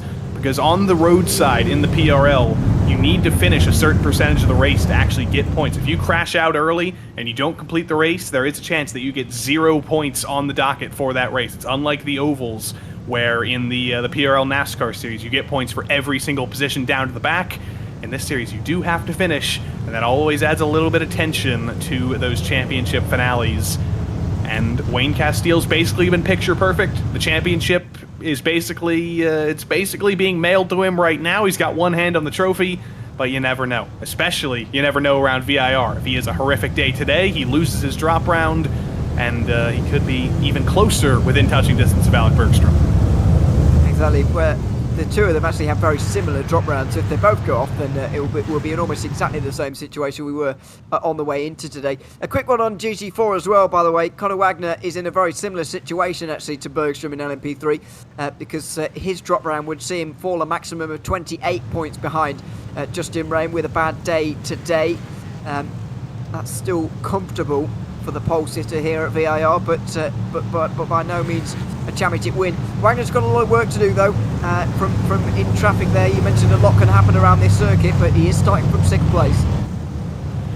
He is. He's got a lot of ground to make up, but we saw at Willow Springs last week. Everything can change, whether it's contact, whether it's going off the road. Anything can change. It's not always about passing. It's always about keeping it on the road at VIR, because you see this grass runoff everywhere. It's very, very wide. It's very hard to hit a wall at VIR, but it is very, very easy to go off the road. And once you're out in that wilderness, once you're out in that sea of grass, you're going to spend quite a while trying to flail it to keep it back on the track. Something we could all relate to, that feeling here at this circuit. The grass runoffs, very, very expansive indeed. Wayne Castile in control of the field then, as he has been on now 6 occasions. This is his 6th pole position out of 9. He will be very used to doing it at this point. He'll wait a fairly long time to see the green flag, and then he'll get us underway. Another 40 minutes of racing in the LMP3-GT4 challenge here in the PRL, and he's got off to a fantastic start at the front of the field. It's the Evolve SimSport drivers looking to make moves into turn 1. It's not quite going to happen for the moment as Alan Brockway holds on to 2nd place at least. There's some dives in GT4 down the inside there from Wilkins, I think that was Austin Wilkins, going down the inside of Turner Stroll, quite possibly in towards turn 1, or maybe the other way round, but it sorted itself out on the way towards turn 2. Conor Wagner stays exactly where he is in 6th place. It's always hard to resolve things on lap 1 at VIR, but luckily everybody has done a good job. They've been very courteous, they've been very calm. There's still a little bit of side-by-side through some of the first corners for GT4, but other than that, we have survived the opening corners of the lap. And now we start to settle into a rhythm, at least hopefully, and we'll be thinking about lap traffic in a couple of minutes' time. We certainly will. Into the Oak Tree corner they go at the front of the field. Wayne Castile leading the way. And a little bit of side-by-side further behind. I think that was Bradley Holly and Mark Kalin, Pat Pelchat all involved there. Side-by-side for 2nd. Goodness me, this is brave into the Oak Tree corner. It's John Duong being displaced right now by Floyd Kerr, who is brave on the inside there. They both make it through, but what's going to happen into the roller coaster here? This is a very close fight. You basically can't run side by side through there, so John Duong smartly backs out of it, slots back in line, but he's got Turner Schroll right behind him, the Hyperion teammate of Floyd Kerr. He's going to send it side by side into the roller coaster up the hill. Who's going to be later on the brakes? Who's going to blink first? It's neither of them. They're going to go side by side for a moment, but Duong's going to hang on for the moment. He's going to hang on to 3rd, but he is not in a comfortable position in between 2 Mercedes teammates. He broke so late that Kerr even nearly got involved there, unwillingly. Nearly got hit in the rear on the way into the roller coaster, but they've sorted it out. Justin Ramey is absolutely loving this right now. He's in the lead by quite some distance. It's allowed Turner Stroll and Austin Wilkins to get a bit closer on the way towards turn 1, but Wagner hasn't really done that as they all dive to the inside. All of them late on the brakes. There's a bit of smoke up in front. I think some of the LMP3s may have had some lockups on the way in, and it's provided a bit of a smoke screen on the way in, but it looks like Floyd Kerr holds on to the place, and there's been trouble further back. It's one of the LMP3s, unfortunately, and it is Eric Harmon who's gone around, and he's really in a pickle there, stuck in the wall now. Put it in reverse, Eric. Put it in reverse. He's waiting for all the GT4s to go by, though. Couldn't quite get the wheel spin to turn it around where he was. These LMP3s do have traction control, so it is hard at times to loop it around. But Harmon eventually decides, you know what, I'm just going to take the toe. I'm in a bad spot here. Well, let's see what happened to him. Coming into the S's, it's a very difficult corner. High speed through there, loses control, loses the rear wing, already makes contact. So yeah, he was thinking there's no point driving it back to the pits. I'm heavily damaged. Might as well take the tow. I think he actually got wedged in that tyre wall as well, which kind of helped his cause there. John Dwan with a bit of a wide run through Oak Tree, but he's playing to the strengths of that Porsche with a good bit of traction on the way out of there. He's turned a Stroll in its place, at least on the way in towards the roller coaster this time. Austin Wilkins very close, looking for another couple of points here, and very crucial for him, by the way. He hasn't got a drop round to fall back on, and does need to gain points on Rame as well, although the championship leader is also in the race lead right now by quite some distance. Wayne Castile sets the fastest lap of the race out front as well. We've got two leaders who are also championship leaders, very settled in their positions in the first 5 minutes of this race. If you want to know how dominant Justin Ream and Connor Wagner have been, they're the only two drivers who have won in GT4 this season. As there's Matt Brewer going off through the final couple of corners. That's very, very easy to do. You want to carry as much speed as possible through the first half of that final corner, and then you have to get on the brakes seemingly while you're in the air over that curb to get it slowed down for the second to last corner. It's very, very difficult. Matt Brewer is the first driver that we see getting into trouble there, but he's definitely not going to be the last in the next 35 minutes. The two leaders, the two teammates, followed by another two teammates. Three of Olsen's, of course, in the next four. Hartman, Haynes and Milway, 3, 4 and 6. Marion Barrios, the only outlier there, but he's on the move anyway. Joey Haynes with a bit of a poor run out of the Oak Tree corner, and he's going to be punished for that, I think. Barrios is going to get his nose in front well ahead of the roller coaster, and this corner is especially tricky in these cars on the brakes. We know how tricky they are anyway, but this corner just heightens it another notch, and Marion Barrios gets into fourth place with that move. Smart driving from Joey Haynes, a driver with a ton of experience in the PRL, wins in many different disciplines, whether it's experience in F3, GT3, prototypes, anything. Joey Haynes finds a way to drive it, so smart stuff from him. We look a little bit further back at the battle between Whataback teammates Bradley Holly and Mark Kalin. I think both of them have run into a little bit of trouble in the opening laps here. There's a 10-second gap up to Pat Pelshaw, who didn't even qualify, but there's the 13 Porsche driving into traffic on the exit of Oak Tree. Well, I know that replay may have been, or that live picture, sorry, may have been a bit deceptive, but that didn't paint Jared Deploy in the greatest light, I'm afraid. That rejoin may well have a few wincing on the replay in a couple of moments' time. It was Douglas Curry in the BMW, the recipient, and it was the classic mistake that we've all made into the Oak Tree corner. Deploy gets back, he kind of spins in the way there, doesn't he? And it wasn't even Douglas Curry who we made contact with, it was Matt Brewer, excuse me, who we actually made the contact with in the Mercedes there. It looked like he spanned there, really, rather than actually making a poor rejoin on its own. Yeah, he probably could have got on the brakes a little bit more, but he was trying to stay out of the way, and it just didn't end very well for him. It didn't work. Joey Haynes is around just as I was complimenting him on some smart driving earlier on. He's found some trouble out of turn 10 there. Another very easy place to spin, very high-speed corner, lots of elevation change. He's lucky he doesn't appear to have hit anything, but he's going to the back of the LMP3 field. It's a bit of a strange place to spin. You don't often get looped. Whoa, that was an unsettled moment. It was over the curve at South Bend. And good avoidance there from Joshua Chinsky, I think it may have been, further behind, as Haynes was really in the middle of the road there, on the way into what is a difficult braking zone anyway. Only made harder by the presence of Joey Haynes' machine in the way there. But a little bit bizarre, just getting unsettled on the curve and then maybe overreacting to that slightly. This is the view on board. I mean, it's a narrow lane there, isn't it? Goodness me. And then that was Pat Pelshaw as well in the Precision Racing Esports LMP3, who basically had to brake for that corner on the grass, trying to avoid that all. But it's somewhat of an easy move to make, even in a car like this that has a ton of downforce. It's almost flat through turn 10. It's not entirely flat, so it is possible to get on the grass there and lose it. Let's see what happened to Pat Pelshaw here. He sees the spinning car up ahead, has to swerve at the last moment into the grass to avoid him, and unfortunately does get into the wall. So Pat Pelshaw is going to come away with some damage from that. Could have been far worse, though. It's going to be a race of attrition. You've got to stay in it and see what you can do. As Doug Evans being overtaken by Jeffrey Seabock there in the 19 Porsche. Doug Evans falling quite low for him, actually, 14th place. He's in the top 10 in the standings.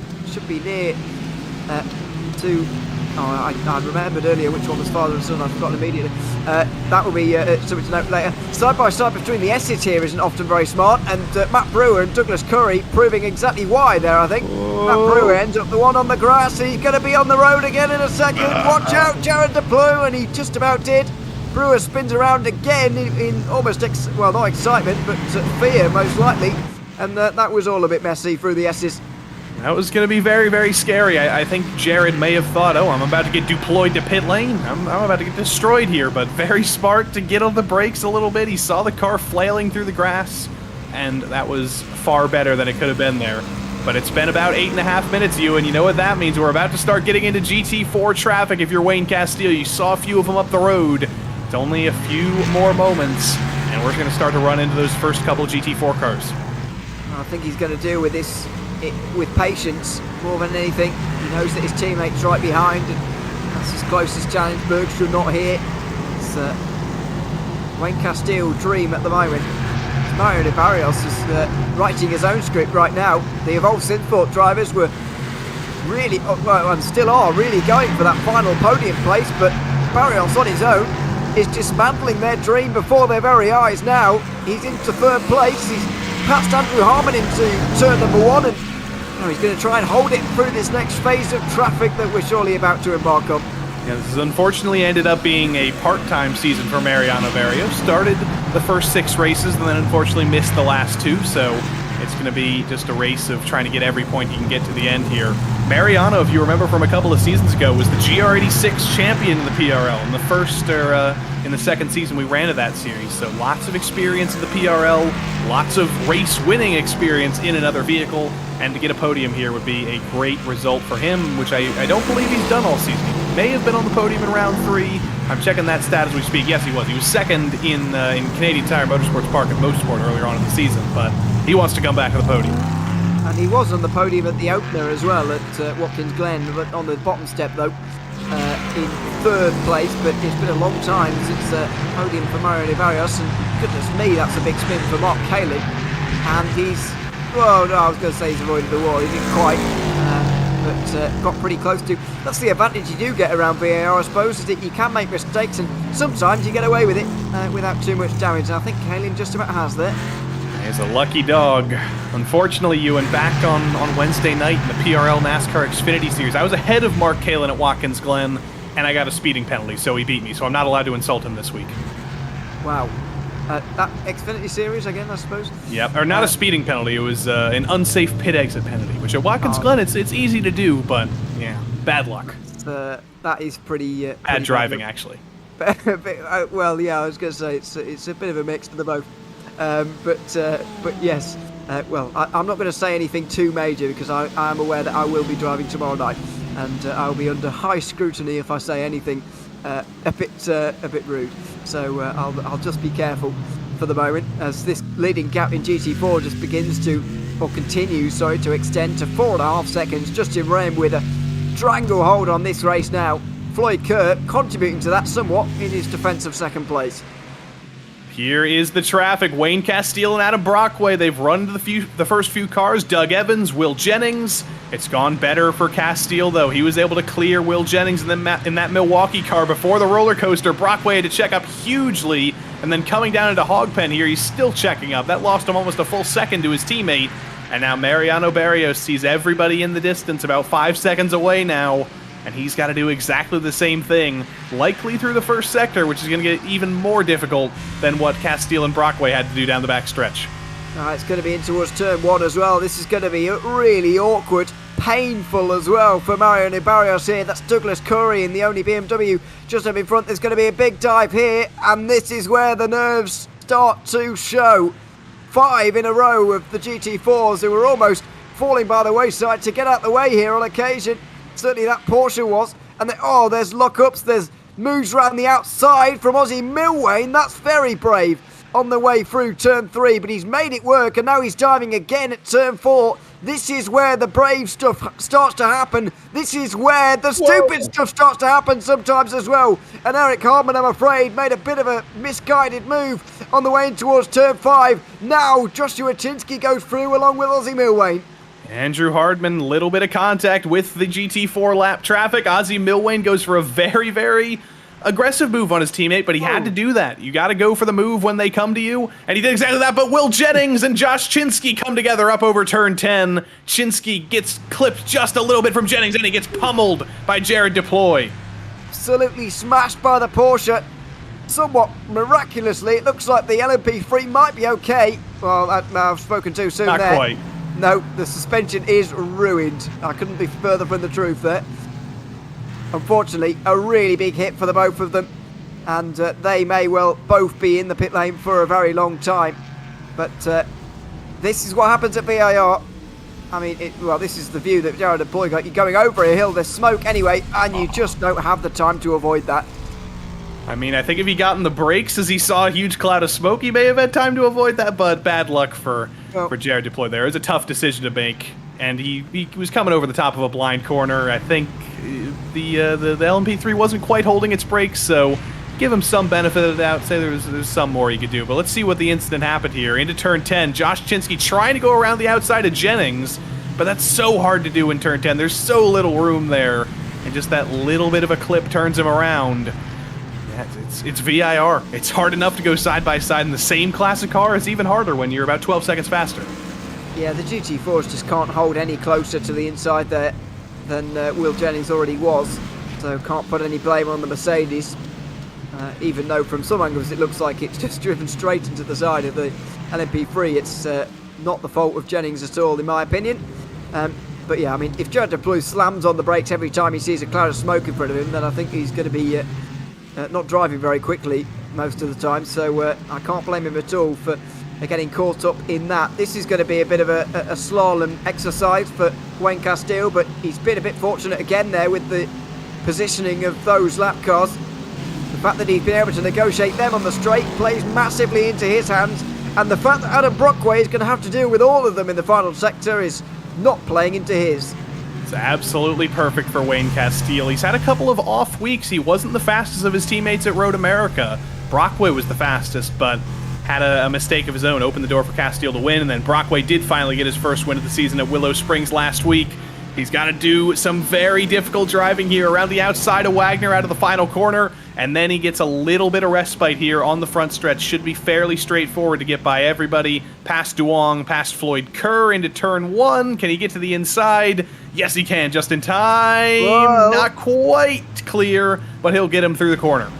Well, I thought that that could provide a problem for Floyd Kerr there, actually, but in the end he was all right.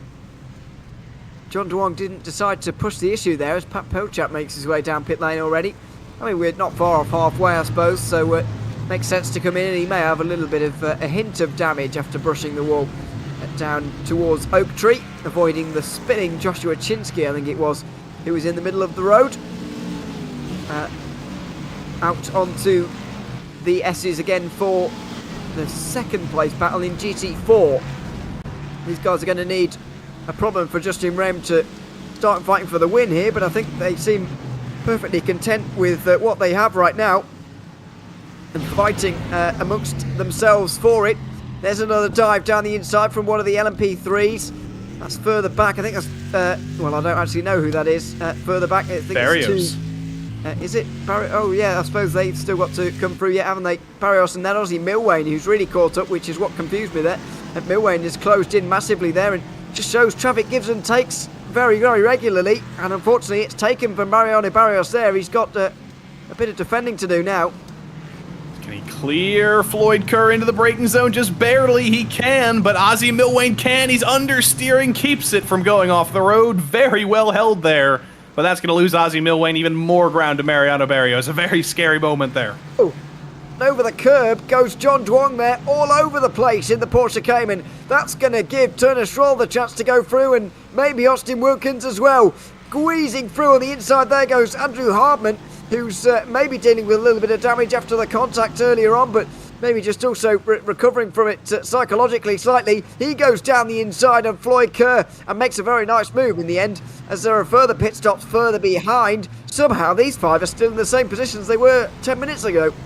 Yeah, and you saw the bright magenta Mercedes of Jeff Evans coming into the pits there. We're not quite to halfway in the race yet, but if you are stuck in traffic, like I think Jeff was a little bit deeper in the field, could be smart to come in a little bit early here. It could be smart for one of these drivers, maybe Connor Wagner, to come in early and maybe get the track position through the undercut instead of just riding in the train here. It's going to be very, very difficult to make moves. It's always very, very difficult to make moves here.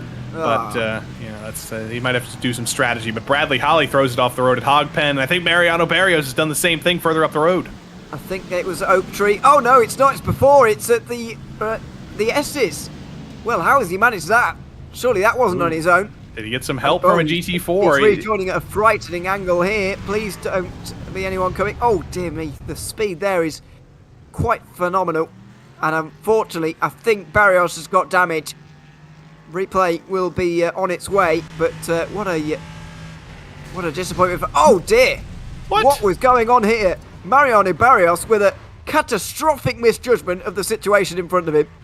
Yeah, I don't even know what was happening there. That was Eric Harmon, I think, very, very slow in the middle of the road. I don't know if he was checking up for a GT4 or if something else happened, but let's see here. Eric Harmon behind the race leader in GT4, Justin Ream. Very, very indecisive, not going for the move, and then doesn't get on the throttle going into the S's. Barrios just not expecting the car to be that slow in the middle of the road. And he is not going to be a happy camper after that one. Coming away with heavy damage. I think that car was crabbing a little bit. And he's just going to be confused. Well, I mean, I am a bit as well, to be honest with you. I mean, I know Eric Harmon didn't really do the right thing there in terms of not going through and in there and not being predictable, not racing as you would do. I know he's a lap down already, but you've got to race as you would do. And I know that, he's probably to blame in that respect, but for Mariano Barrios there, he'll be looking back on that thinking, what was I thinking there? Because, there was multiple opportunities for inside and outside, and he got it all wrong, unfortunately. Oh, dear me, this is a big smash down at Roller Coaster. That's when the braking doesn't quite go so right there, and there isn't much runoff at that particular point. Now, it looks like me into turn one at Watkins Glen. If you miss the braking point, you're basically out of luck. You're firing into the braking zone with too much speed, and there's no hope in slowing it down. It's very easy to do at the end of the backstretch there. And poor old Nicholas Schwartz, next driver to run into trouble. It's not been a good day for Whataback Racing, Ewan. They've had Eric Harmon in trouble. They've had Schwartz in trouble. We saw Bradley Holly off, Mark Kalin off. They've got like nobody left now. It's been a difficult day for some. I mean, just look at the gaps in LMP3 only halfway through the race. The top six, who we see constantly, of course, already 3/4 of a minute apart. And one of those are damaged in the form of Mariano Barrios there. So, big gaps there. The GT4s have actually had a good clean race so far. And that's somewhat surprising. Sometimes when you get these traffic incidents, you see an equal measure of LMP3s and GT4s taken out. But actually, the GT4s have survived very well this opening half of the race. Everybody's done a very good job so far. Miguel Ruiz did a very good job at Willow Springs last week. Was competitive for the win, competitive for the podium. Had a shot, couldn't quite close the deal, but he's back this week to try again. Mariano Barrios in the LMP3 getting by him there. And then Aaron Create in P7 behind him. A fan favorite, of course, in the chat. Wasn't here with us last week at Willow Springs. Missed out on that experience, but back with us in the field at VIR. And looking for a good result from him as his teammate Austin Wilkins and a few others are kicking off the GT4 pit cycle for real. William Brennan as well, as you can see, and there's the other damaged Mercedes of Nicholas Schwartz, who has no front end whatsoever. There's the battle for second place, which the Mercedes of Austin Wilkins lost. This is side by side with Mark Kalin and Bradley Holly. And it's going to be Holly who succeeds in this one. On the inside, he takes that position. All-time winners, winningest driver, to use an American phrase, in the PRL, across all categories, that is, not necessarily in LMP3s, which of course haven't been around for very long at all, but he knows what he's doing in a PRL race, that is for certain, and we ride on board with him right now, over the top of the hill, over South Bend, and down on towards the Oak Tree turns as well. What a beautiful background. Yes, he has actually got a very nice background. Don't think he's quite got to go to this car the way he has with some others, given his PRO success. Over 100 wins for him in his career. I'm giving him compliment. We're giving him compliments, you, and then we're hitting him with a slight. But yeah, he's a little bit further than he'd expect here. But Mark Kalin, different angle this season than we usually see him. Normally we see the Sterling Marlin statue in the background with the Cheez-Its, the cardboard cutout. But going for something different this season. I'm not on the Wednesday night broadcast because I'm in the car, so I don't get to see him that often anymore. So it's good to see you, Mark. Good to see you back. But Justin Ream, the race leader, is in GT4. Bradley Holly's in an LMP3. We're past halfway in the race, you, and the pit cycle is well and truly wide open. It is. Oh dear, John Dwan can't find his pit box at all there. I think he's lost 3 or 4 seconds with that. Unless, well, I think he was either searching for his box or overshot it humongously because he was really moving in reverse gear there when we cut to him. Oh dear, and William Jennings, Will Jennings. Where is he? Well, I don't know if he knows right now. There we go. He's at the roller coaster, finding his way back on course again. But that was a strange place to find yourself, actually. Normally, if you brake too late, you're in the wall there, so I'm not sure how he's got there. Seems the slight miscalculations. Will Jennings make the corner? No, he will not. Just a little bit too late in the brakes, though. So he is lucky, like you said, Ewan. If you miscalculate that too much, you're firing straight into a wall. One of the only walls that's actually close to the track on the entire layout of this place. So he got away with that one, but you don't want to make too many of those mistakes. You do only get 13 incident points in the PRL before you run into a drive-through penalty. Only 17 before you run into a disqualification. You can only go off so many times. Pat Pelchak goes through a Mark Kalin there with relative ease. Not sure what that was all about. There's Conor Wagner just up in front. In towards the roller coaster. He looks to the inside. Ooh. Oh, that's very close for Pat Pelchak and Conor Wagner. The championship protagonist will be pulling his hair out at this. Oh, it's not nice at all. Pelchak up on the curb on the outside. Now he goes through using the downforce of that LMP3, but the second place man in the championship will not be pleased about that and comes into the pit lane along with Mark Kalin as well. And it is times like these when we have to remember that it is the LMP3's job to get around the GT4s. It is not the GT4's job to pull out of the way and let them by. Because it is multi-class racing. They're not technically being lapped. They're just being passed. So it is up to the LMP3s to find their way by. Justin Ream, though, here's the blend. He's definitely easily going to beat everybody out. But where will Conor Wagner come out? Could he end up on the podium potentially and jump some of those guys he was fighting with earlier, like John DeWong? Yeah, I think so. Oh, and he's already jumped strong in the pit lane. An impressive stop from Conor Wagner. That's what he was holding back for. And Mark Kalin side by side with Stroll. This is going to be a real predicament now. Someone's going to get an unsafe rejoin. And there goes Kalin. He'll go through. Ream leads then. Floyd Kerr will be second. And Conor Wagner is on the podium. John Duong and also Austin Wilkins are miles away now. They've had poor pit stops. Austin Wilkins, the pick of the bunch, he's down in 13th now. 58 seconds in pit lane. Smells like a penalty. Smells like a penalty to me, whether it was speeding on entry or some other form of penalty. It's terrible, terrible luck or a terrible situation for Austin Wilkins. LMP3s are starting to come in as well. Andrew Hardman, Ozzie Milwane, Joshua Chinsky, well, he's got damage. But here is Milwane, 12.2 seconds. Remember that number for a little bit later. Wayne Castile probably going to be coming in a couple laps time, but it's fairly comfortable for him right now. It is. Looking for his 6th win of the season. Never won a prototype race in the PRL before this season, but he's doing his very best to get close to the all-time record in just one season. He's not quite going to get there, but if he comes back again for more prototype racing, then he'll be right up there, and he's looking hard to beat again now.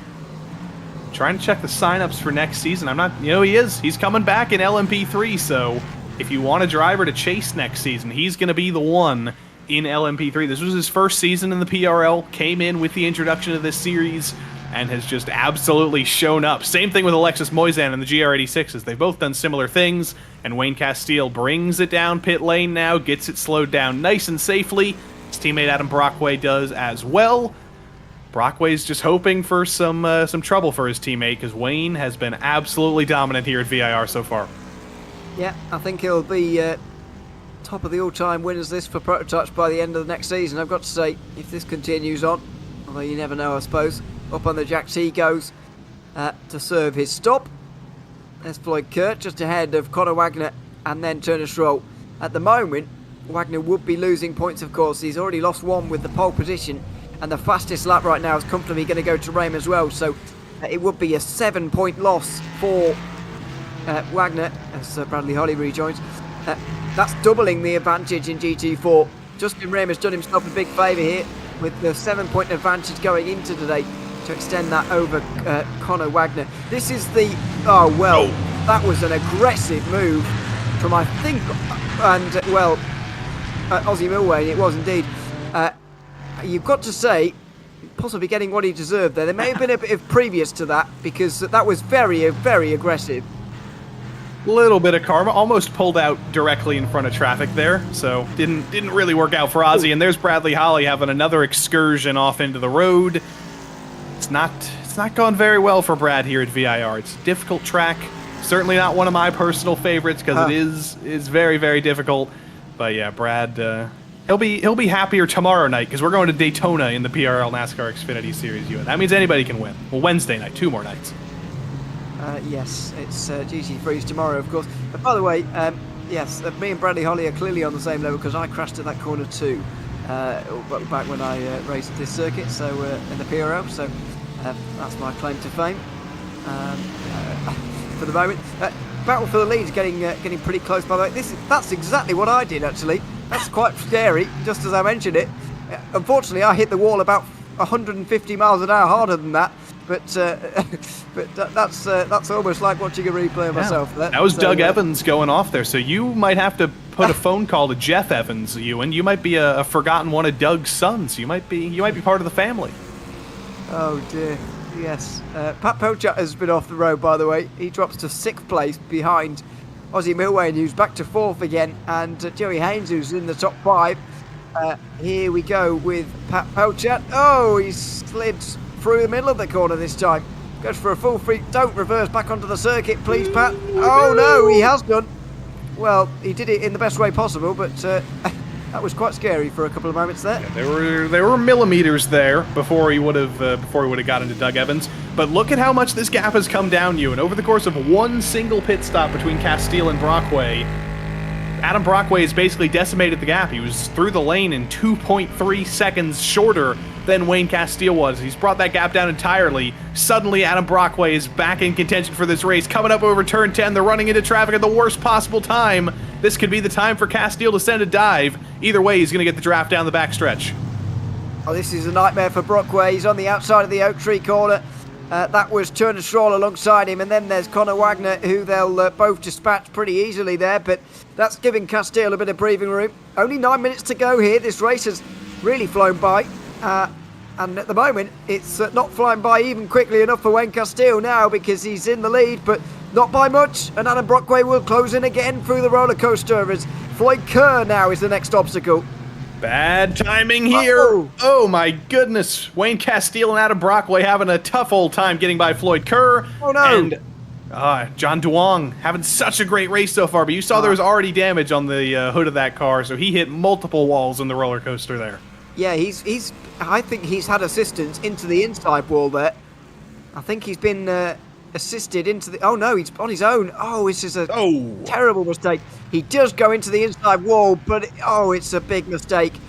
He'll be kicking himself there because he's had a great race up until then, and that just solo error there into this corner has unfortunately spelled the end of his race.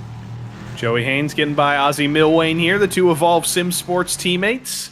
Respectful of each other, of course, and they've both run into their fair share of incidents today, so probably just trying to be as conservative as possible, trying to bring those cars to the finish, because P3, P4, and P5 is still pretty good, but Castile running into another bit of traffic. That's the GT4 race leader, Justin Ream, right ahead.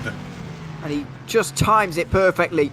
He didn't go at full speed through the S's there so that he would be close enough in the right area with enough overspeed to get through, and Adam Brockway was fortunate to go through and towards the Oak Tree as well, just pushing as hard as he can.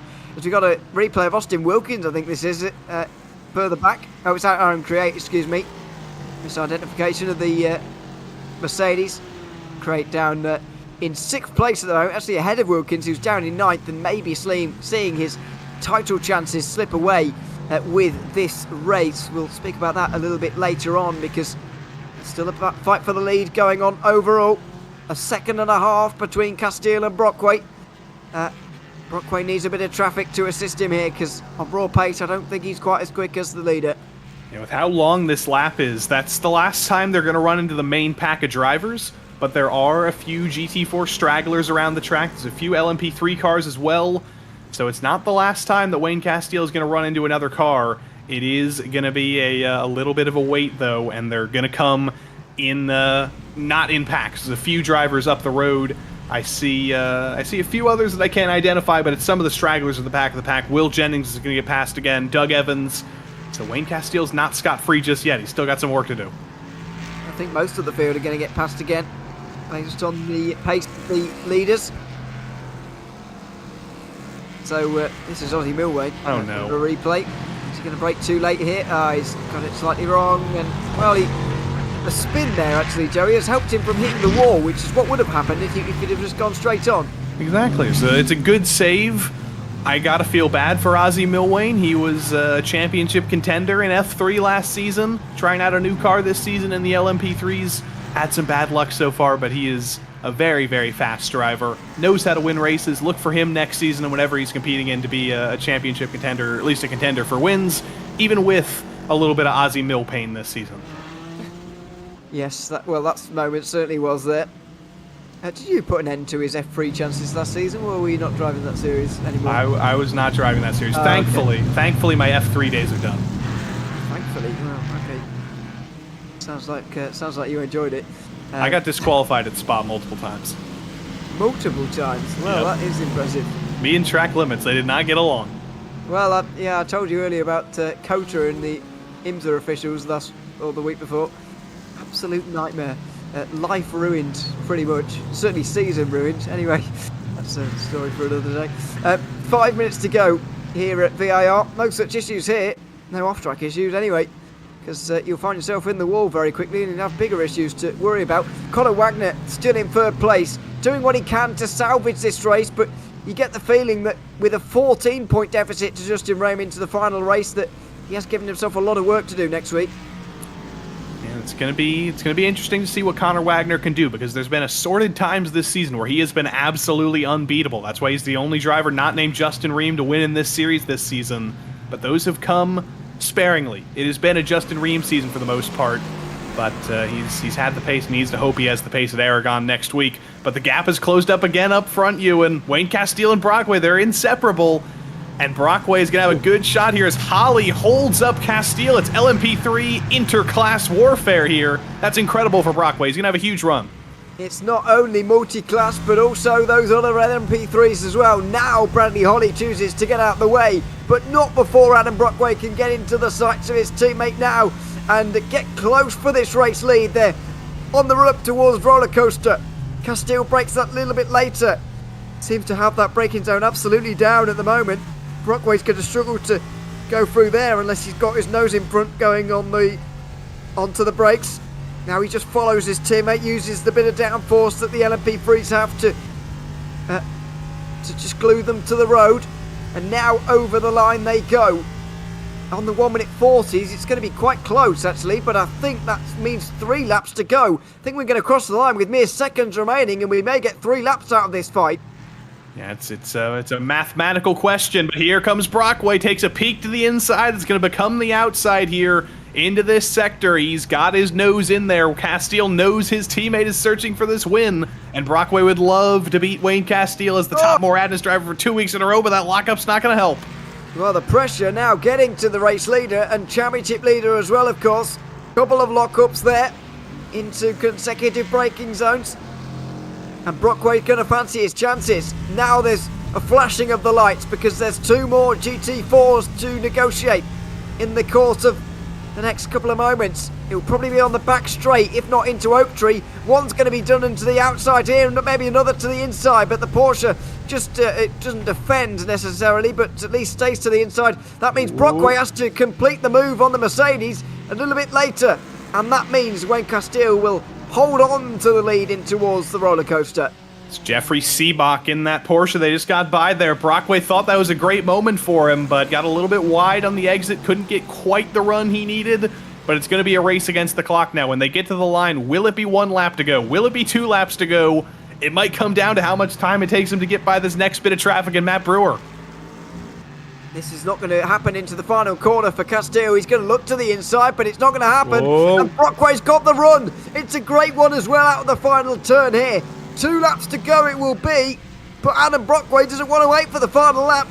It's going to have to happen right now. Wayne Castillo will hold on to the inside line, and there will be traffic here as well to deal with into the first turn. Castillo holds on later on the brakes and around the outside through the opening hairpin is a tall order anyway. Castile able to be later on the brakes, but another BMW coming up here. That's Douglas Corey. Both drivers make it through fairly straightforwardly. Brockway is going to be looking forward, though. Is there any more traffic coming up? Not likely, or at least not for a little while. Next car up the road is Austin Wilkins. You see how far ahead he is. Adam Brockway right now is hoping that he checks up Wayne Castile when they catch him in a matter of moments, but if Brockway can't control that, he's hoping he can make the pass before them. Less than a tenth through the S's. A really small gap on the way to South Bend. The two of them absolutely committed through some of the highest speed corners all season long. In towards Oak Tree they go. One of the most difficult braking zones as well. Brockway needs a good run out of here. I don't think it's happened for him. And now there's the danger that traffic gets involved. Will the two get split apart on the way in towards the roller coaster? Because Castillo's quite close here, but Brockway is not. Castillo will go to the inside, and I think the lap car is going to be negotiated by both. Brockway's going to have to dive if he wants this, and he was hesitant actually, but he does make it through. Unfortunately for Adam Brockway, the reality of this battle is Castile is the faster car of the two, but Brockway got a lot of great chances there. He's got a great run as well down the front stretch for the final time here. He's got a run. He's going to be a little bit too far back to look at a move. But if he can stick with Castile once they get to the back stretch for the final time, he may have one more chance into the roller coaster, but he's got to stick with him for the entire first sector and second sector of this final lap. Well, with just seconds remaining, we cross the line again, and we get one more out of this race. One more lap around this circuit. Wayne Castillo versus Adam Brockway. Right, the third place in GT4 also continues. Conor Wagner looking secure for now, but that could all change in the course of a lap as well. Brockway not quite so strong through the first sector. He said he needed a good one, Joey, and I don't think he's got it. No, he clipped the grass a little bit, stepped out the rear end, couldn't get a great run through the S's there, and he's a little bit too far back, but Wayne Castile has been very, very good through turn 10 here. Every single lap, he's been able to extend that gap to Brockway. Same thing there, little bit of a dip into the grass, shows you the Castile's still feeling the pressure, but he has a comfortable margin right now as they fire down this backstretch for the final time. Brockway's going to have the draft, but can he make up 0.5 of a second in about 75th of a mile? I don't think he can. It's very, very difficult mountain to climb now for Adam Brockway. He really needed to win this race to keep his slim hopes of championships alive, but Wayne Castile has done all of the right things again. He's hit his marks. He's not been overtaken at all on the road. And he's going to go home to another win. Wayne Castile comes out the final corner and for the 6th time this season is going to win in the LMP3-GT4 challenge. It's going to be a very small margin by the end, as Adam Brockway had a storming final sector to close the gap to 2 tenths and set the fastest lap on the way. Dealing the point by Wayne Castile. However, it is the champion leader who wins again with Andrew Harmon. He's going to finish in third place with almost half a minute either side of him. The next interest is going to be whether Conor can hold on to GT4. A few more corners to go. Conor Wagner in that red Delta Sport 51, Turner Stroll in the black and blue Hyperion Mercedes. Not a great exit out of Oak Tree for Turner Stroll. That may have been his last great shot, but he's got a couple more corners that Conor Wagner needs to absolutely nail. Needs to nail the roller coaster, needs to nail Hog Pen. And those are the two most difficult corners on the track. It's never over until you reach the finish line at VIR. And look at Turner Stroll with the send. Conor Wagner had to lift off early. I don't know if he has to save fuel, but they're playing bumper cars down the hill. he must be in fuel danger. And remember, he did jump Stroll in the He's pits out. because of pit stop times. He clearly underfueled that car. Conor Wagner in trouble, and he's going to just about make it. He's going to cough over the line. He's going to lose a podium. Will he be even fourth by the end of this? He's going to get That bumped. helped. Ariano's Oh helping my him to push him goodness. across the line. I think he would have made it either way with Miguel Ruiz as far back as he is. Or actually, it's going to be close. I think Connor's going to make it, but it is...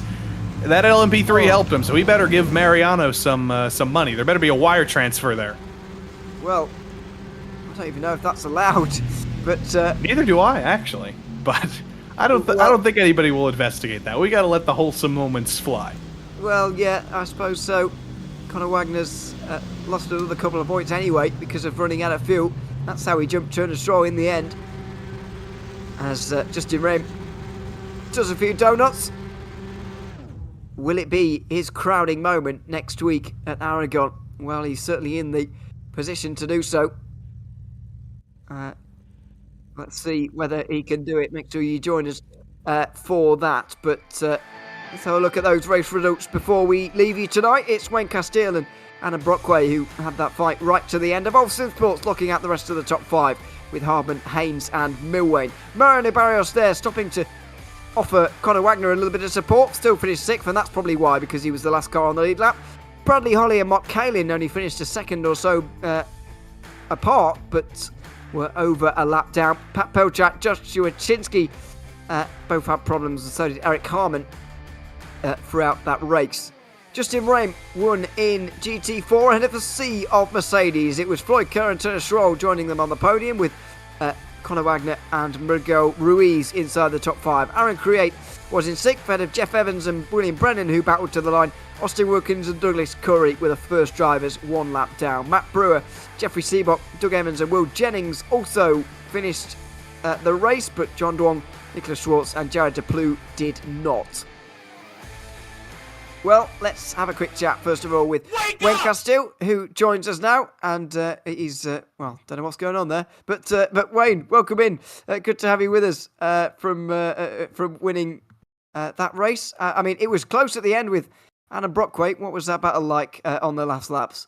That was probably the most fun racing I've had all season. He made me work for that win. I was talking to him during the race, and I said, well, let's be careful here in the pit stops, because I did not want either of us to get a pit speed violation with the lead that we had over P3, P4. So I went very gingerly in the pits, and apparently he did not. And he absolutely went crazy into the pits and made up the gap that I got on him. And he made me sweat that entire last 10-15 minutes of that race. So that was a lot of fun. And there's one round to go, of course, at Aragon. First of all, how are you feeling about that circuit? Because it's not so old on the iRacing service, certainly. And what about your championship chances now as well? It's not quite settled mathematically, I don't think, but it's very close. How are you feeling about that going into the final round? I'll be completely honest. I haven't even bought Aragon yet. So that's going to be a learning experience this week. I'm going to try to do some officials there, try to get some laps in, but as long as I finish, I think I'm in a pretty good spot to win the championship. So pretty much that race is going to be let's just be safe, learn the track, not kill anybody, and just finish and end the season off on a good note. Let's hope that you can do that. Wayne, congratulations on the win tonight, and we look forward to seeing you next week. Absolutely, I appreciate it, guys. And of course, got to thank my lovely sponsors, Daniel Morad, Stu, Dion, over at Moradness, Oceana Coffee, Ginger Liveries, Advanced Sim Racing. And I'll see you guys next week. We certainly will. Wayne Castile there, winner of the race here tonight at VIR. Let's bring in Justin Rehm now, who won in GT4, and Joey is standing by with him now.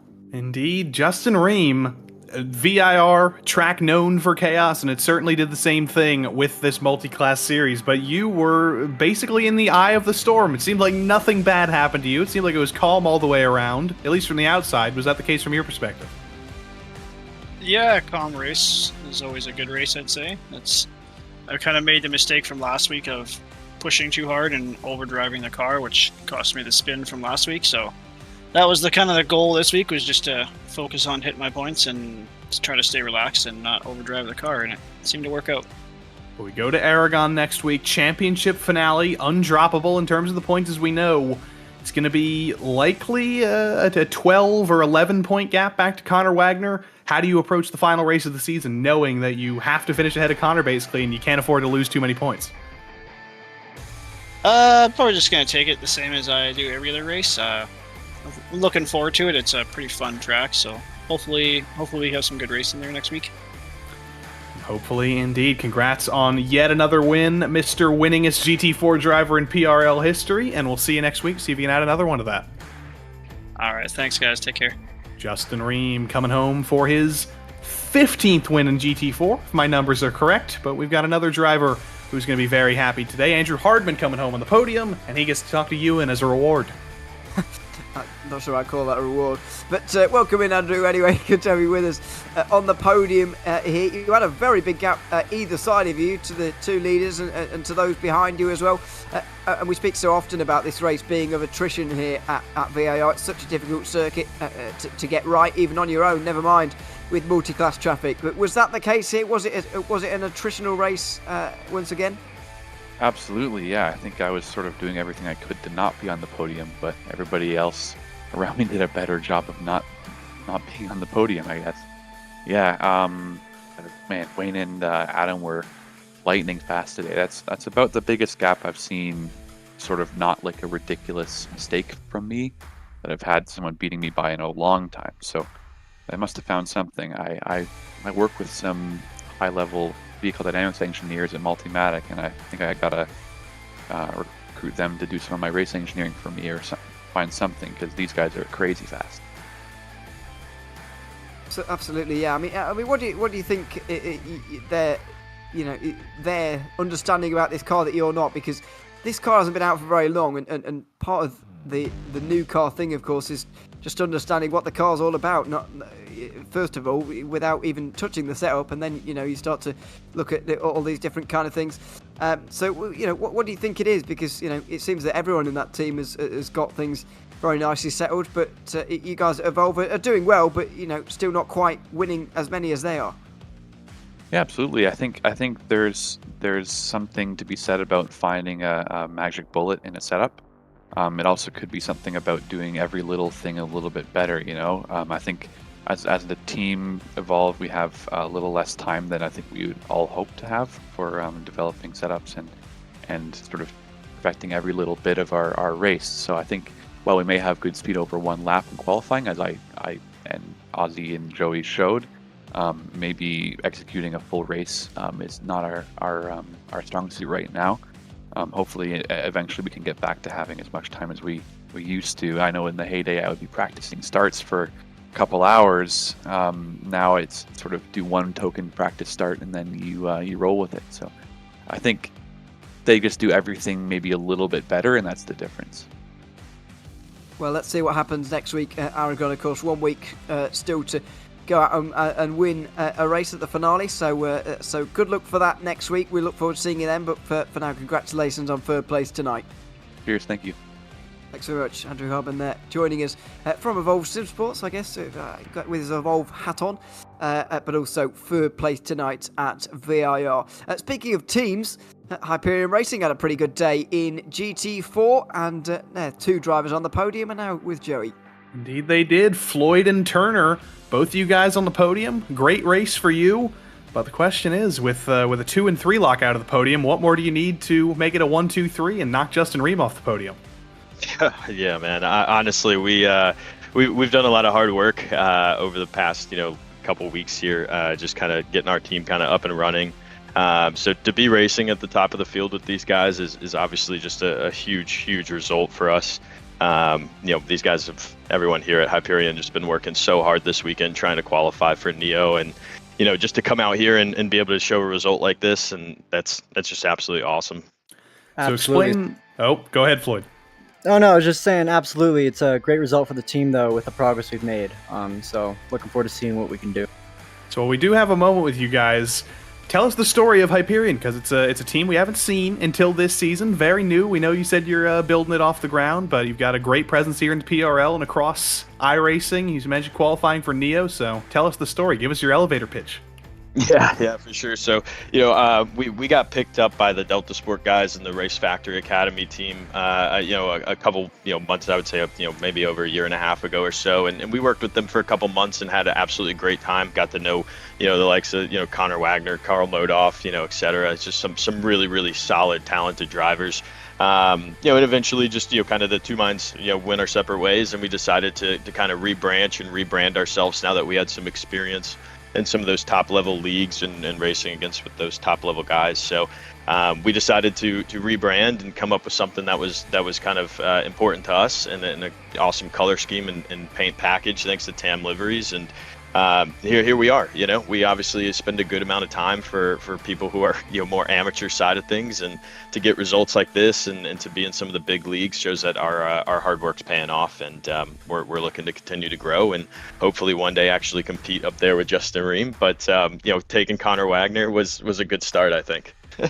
Good stuff. Turner Schroll and Floyd Kerr, third and second, and a great day for Hyperion Racing. We'll see those guys next week. But Ewan, what a night for so many teams. Great night for those guys. Great night for Justin Ream getting another win. Great night for Moradness with the 1-2. With all the craziness, we've still got some great stories to watch next week. We certainly do, yeah. And by the way, those two will be driving together in 24H Series Esports competition next season. So look out for that across RaceSpotTV as well. But next week, it's the finale here of the LMP3-GT4 Challenge. We will be at Motorland Aragon for that finale, along with the GR86 Series at Road America as well. So make sure you join us 8:30 ET once again, as always, on Monday nights, where we'll have 3 championships to settle. The team titles are done, but the drivers will still have their eyes on that ultimate prize. Make sure you join us for that, and make sure you join us tomorrow night and all the other nights indeed for PRL Racing here on RaceSpotTV. It's from Sundays through to Thursdays, so there's plenty for you to catch up on, and you should absolutely join us for that. Hope you've enjoyed the show this evening. I've been O'Leary alongside Joey Tebben, with Dustin Honest pushing the buttons once again here on the Monday nights. But it's another win for Wayne Castillo and the LMP3s. Familiar stories in GT4 with Justin Raymond. Earlier on, Alexis Moissan winning a classic in the GR86 series. What will next week deliver here in the PRL? Find out next time on RaceSpotTV. Thanks for watching here tonight, and we'll see you in 1 week's time.